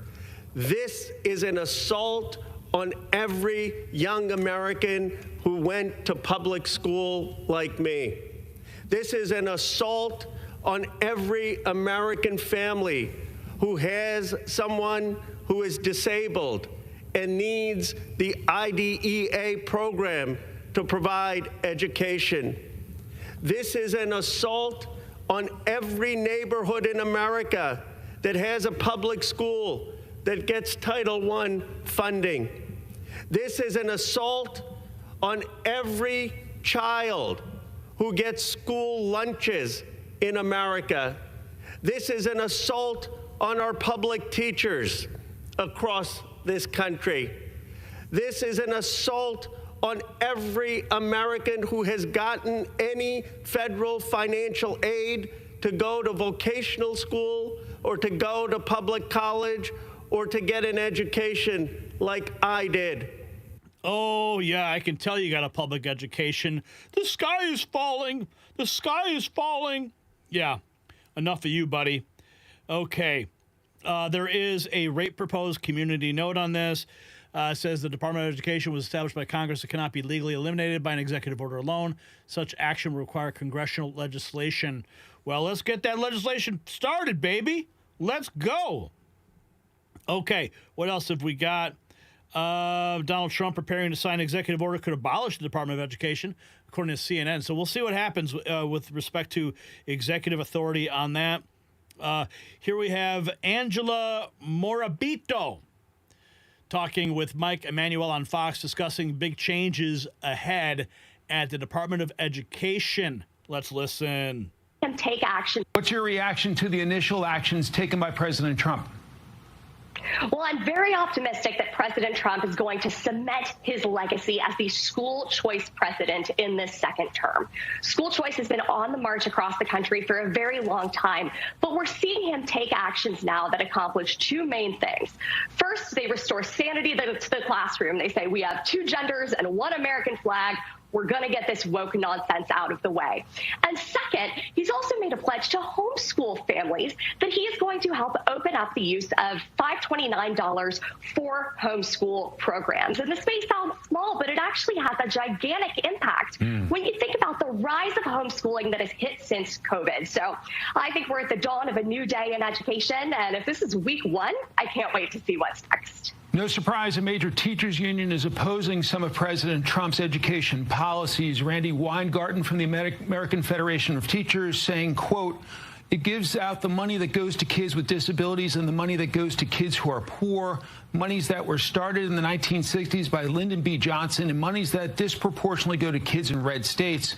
So we're going to fight for opportunity for all. What is your reaction? It's heartbreak, because that is an evil lie that misleads and frightens parents.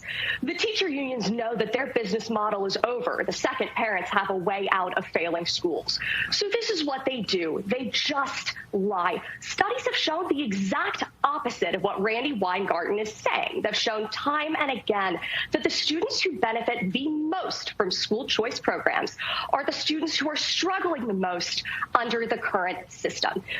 You know, I'm all for school choice. The amount of taxes that are spent on failing public school systems is unreal. Here's Cole Fry. No joke. This is how I knew about the Department of Education back then. What is this? This program is funded in part by a Ready to Learn grant from the U.S. Department of Education. Okay. All right. Oh, Real Robert posted this. He says, this is the criminal Miguel Cardona, who is running the criminal organization, the Department of Education under Joe Biden. Says the government, not parents, knows what's best. I don't have too much respect for people that there was civility. We could disagree. We could have healthy conversations around what's best for kids. I respect differences of opinions. I don't have too much respect for people that are misbehaving in public. and then acting as if they know what's right for kids. There was... Yeah, who's misbehaving in public? Oh, man, the party is over. Okay, I got more. Don't go anywhere. Here we go. 12 hours ago, talking about Randi Weingarten. Gunter Eagleman says she's melting down over Elon and Trump's plan to revise or dismantle the Department of Education. This is coming from a lady who can barely spell, and if you check her X profile, you will see it. Oh, wow. Let's listen to her meltdown.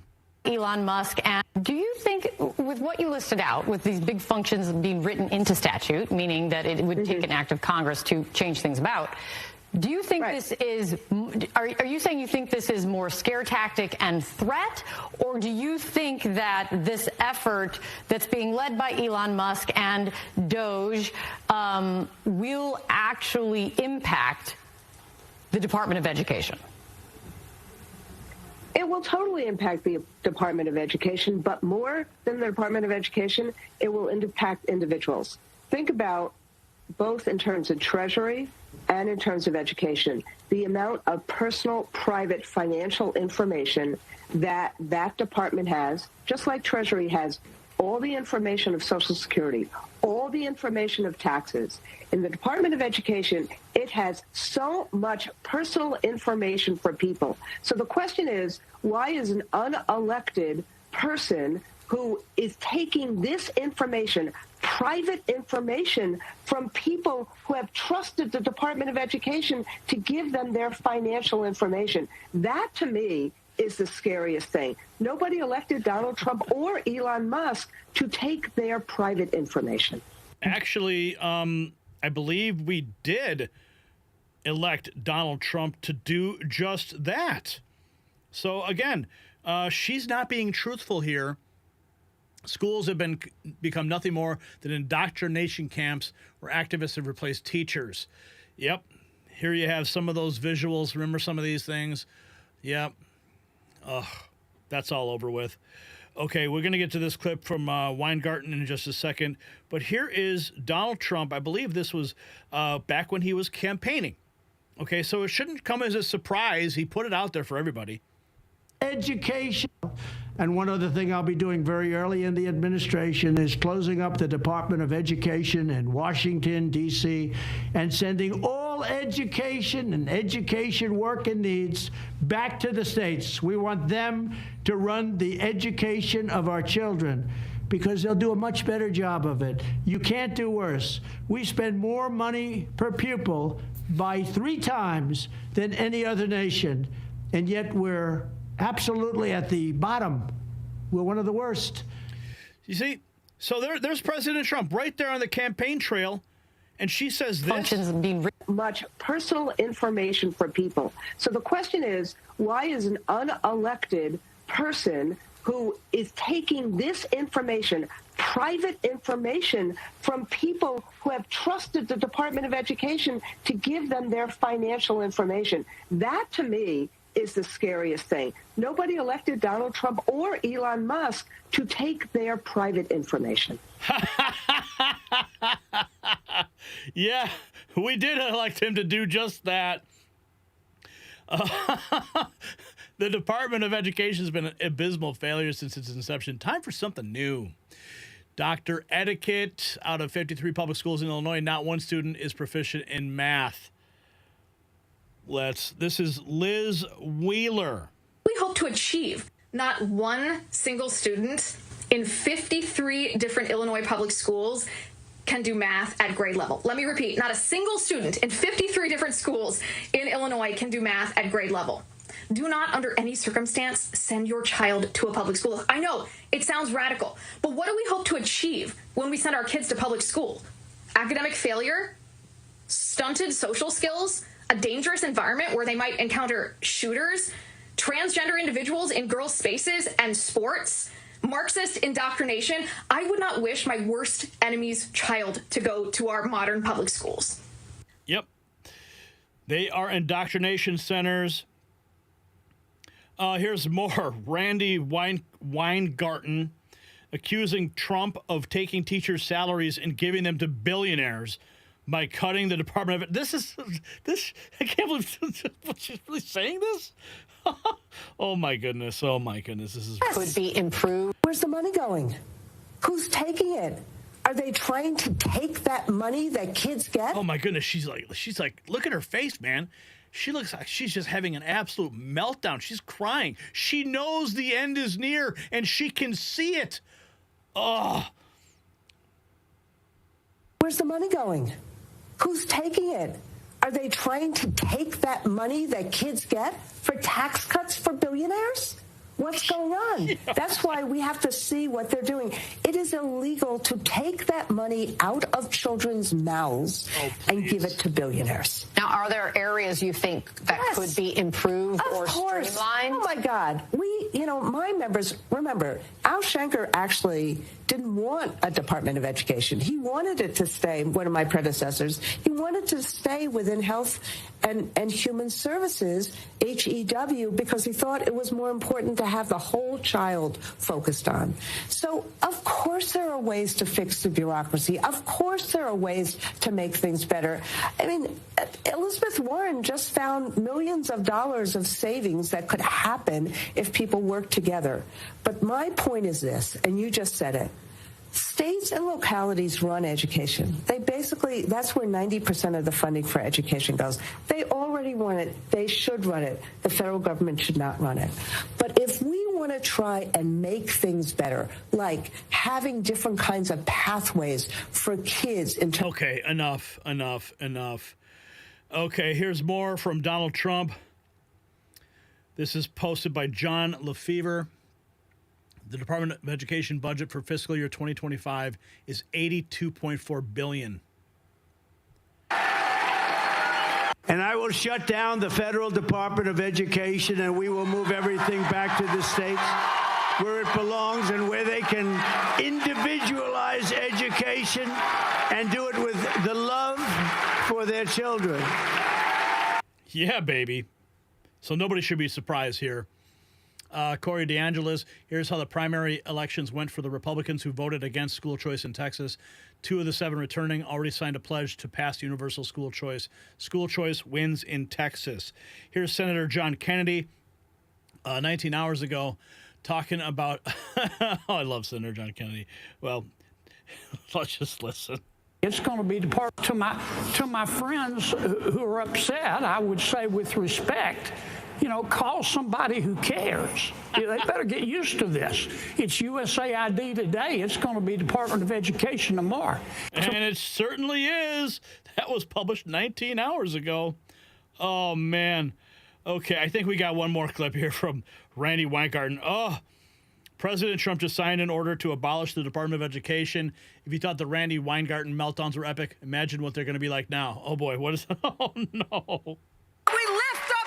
We're going to make sure that there's housing benefits, that people can have home ownership, that we can attack the price gougers, that we can have unions, that we can have a public school system, that we ban assault weapons, not ban books, that we lift up history, we don't erase it.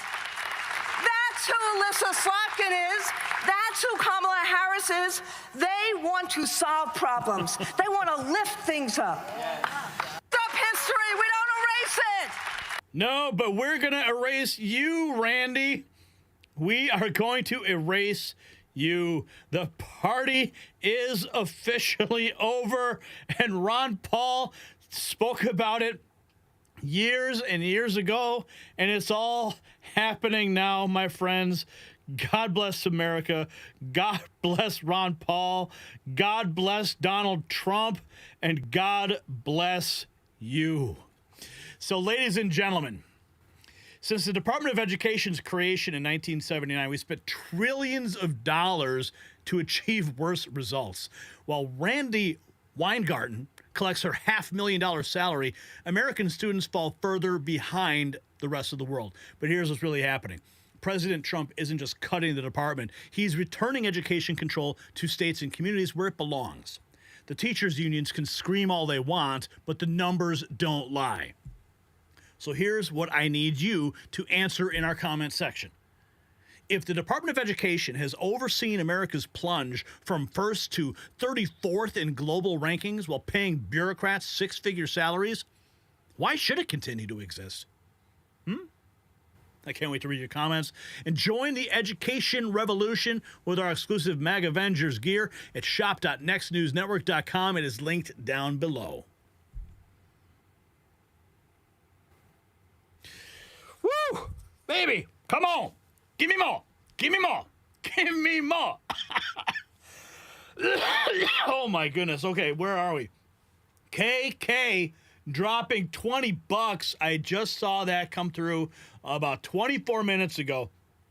And then this bomb just dropped on me. Ben Grider dropping $100 in the jar tonight. Keep up the great work. My goodness. I am touched. I am touched. I am touched by every one of you guys tonight. Riding this train to victory with me. $201.99 in the super chat jar. I cannot even begin. I mean, you guys see how happy I am. I am overjoyed at everything we're seeing, everything we're witnessing, everything that we're going through together. This is because of your hard work. Because when you share our videos, you are putting the truth out there. That's why I sit here day after day after day. That's why Brian is constantly trying to perfect the work that we do here with his knowledge of technology. I mean, we could not do this show without Brian. And Todd coming on board, he is kicking butt and he's taking names and he is riding right alongside me every single day. And we are putting together masterful productions just for you so you can continue to share the truth to the American people. That's what it's about. It is about waking up people and not being woke. Okay? It is about celebrating the victories and sharing the good news of what is happening in the United States. It's easy for me to get cynical and trash politicians and do these things. It's just, I mean, it's too easy, really. But, we have to remember that we are living through an amazing time, and it's time to celebrate every single day. Now, this news cycle right now is hot. It's exciting. It's fast. There's a lot of good news. But, friends, there will be bumps in the road ahead. I know it. Mark my words. There always are. Okay, the deep state is fighting back. They're clawing back tooth and nail. They are going to do everything they can to preserve the slush funds, to preserve all the programs and special interest projects that they have been, using to backdoor fund their own wallets and bank accounts. They are going to fight back hard, and they already are, as you saw a report about what they're saying on Reddit, what these government employees are saying on Reddit, what they want people to do to Elon Musk and the DOGE enforcers. And, of course, we saw that day in Butler. Friends, pray, pray, pray, pray, pray with all your heart and all your soul. Pray for protection of this country and for our president, for Elon, and everybody in this administration.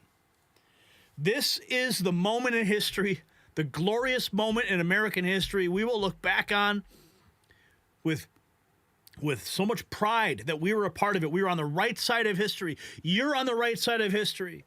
And all those people who are screaming and crying and weeping and gnashing of teeth, those are the deceivers. Those are the ones who would try to lead you astray. Those people on the mainstream media, that's what they do best. They spew their lies. Anyone who's in opposition to these points, they are deceivers. And you have to ask, what's in it for them? Follow the money, and you'll have all your answers. Okay, let's check in on the supers. Okay, we did the supers. Let's check on the chats real quick. Here we go. Okay.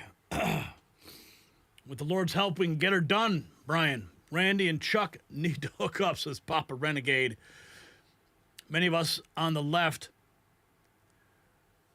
with the NGO corruption spreads revolution in the developing world need to be shut down. Scott says they've been ripping me off my whole life. Can somebody please investigate EPA, follow the money they've been stealing from the taxpayers? I'm sure the EPA is next, man. Alan, the EPA is next. Golden years. Yes, yes, yes. Protection for the kids. Yes, Allison. Absolutely. Win, win, win. Oh, my goodness. Every day. Wow. Here we go, friends. Here we go. Okay, I'm going to check in on the main feed real quick because we have to get at that, find out what's happening. 1 hour ago, Trump is going so fast, Democrats and their fake news propagandists can't even keep up.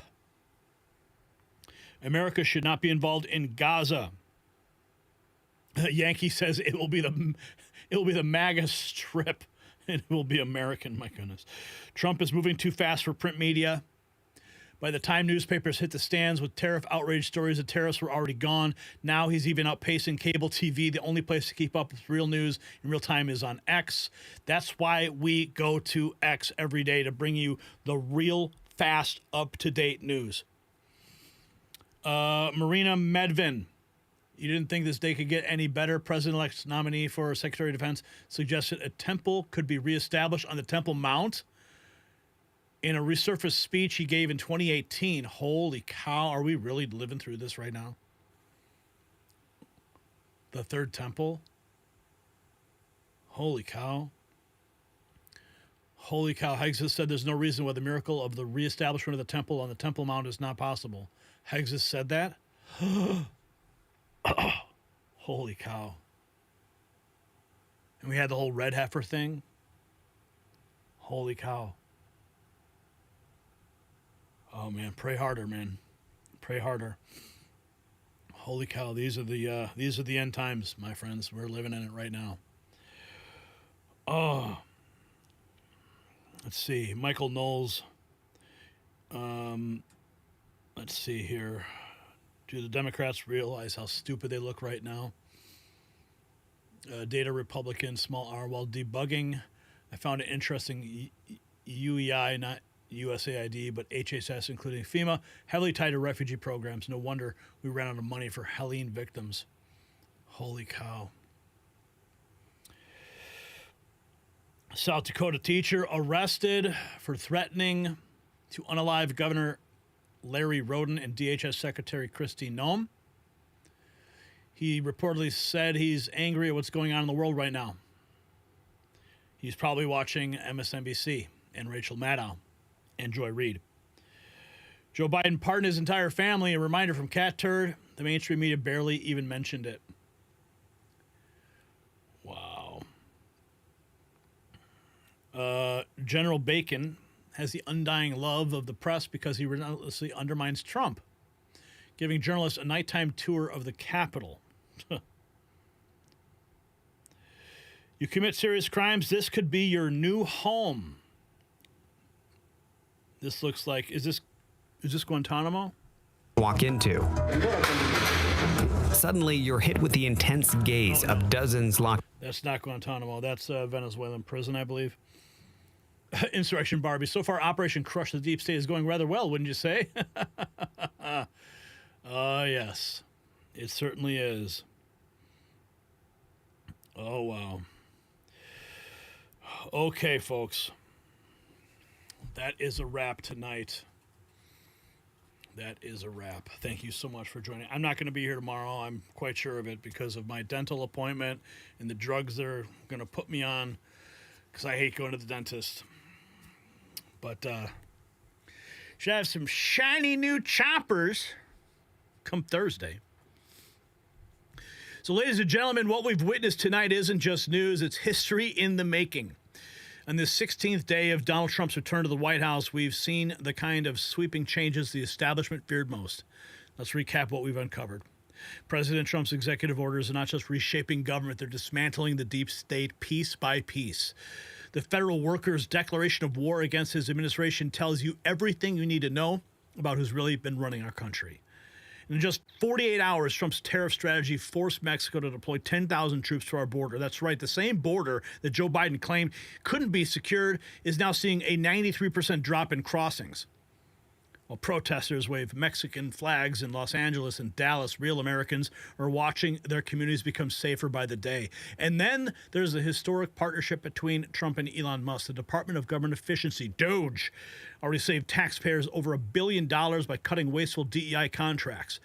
These career bureaucrats who've been collecting six-figure salaries for decades are finally facing real accountability. We exposed how USAID, with a budget bigger than the CIA and State Department combined, has been operating as a shadow government, funding everything from color revolutions to mysterious research in Wuhan, and it's now getting shut down.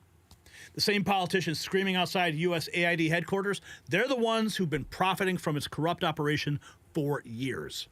And finally, we revealed Trump's bold move to abolish the Department of Education, an agency that has overseen America's fall from first to 34th in global rankings while paying its bureaucrats outrageous salaries. Now, to everybody who sent in super chats and rumble rants tonight, $201.99. Do we have any takers? Any last call? This is your last call. If you want to get on the leaderboard, now's your chance. We thank you. Your voices are being heard. And the mainstream media, they're not going to tell you these stories, but we will. And that is why we need your support now more than ever. Visit our donation links in the description to help keep this show going. Whether it's through Give, Send, Go, or PayPal, every dollar helps us continue bringing you the truth every day. And for those who want to show their support proudly, wear it. Visit shop.nextnewsnetwork.com and check out our Mega Avengers collection. It's not just merchandise, it is a statement. You're not just wearing a shirt or a hat. Yes, we got Next News Network hats, everything. Check it out. You're not just wearing it, you are declaring where you stand in this fight for America's future. And remember to tell a friend about the show. Share our streams, share our videos, follow us on all platforms, and join our channel membership for exclusive perks. We just picked up 13 new members tonight. Parmis Dax just dropped $2. Good night, Gary and N3 family. Thank you, Parmis, for that. Thank you sincerely. Now remember, the deep state wants to silence us, but together we are too powerful to be ignored. This is the Raw Feed. We'll be back with more explosive revelations. Good night, and God bless America.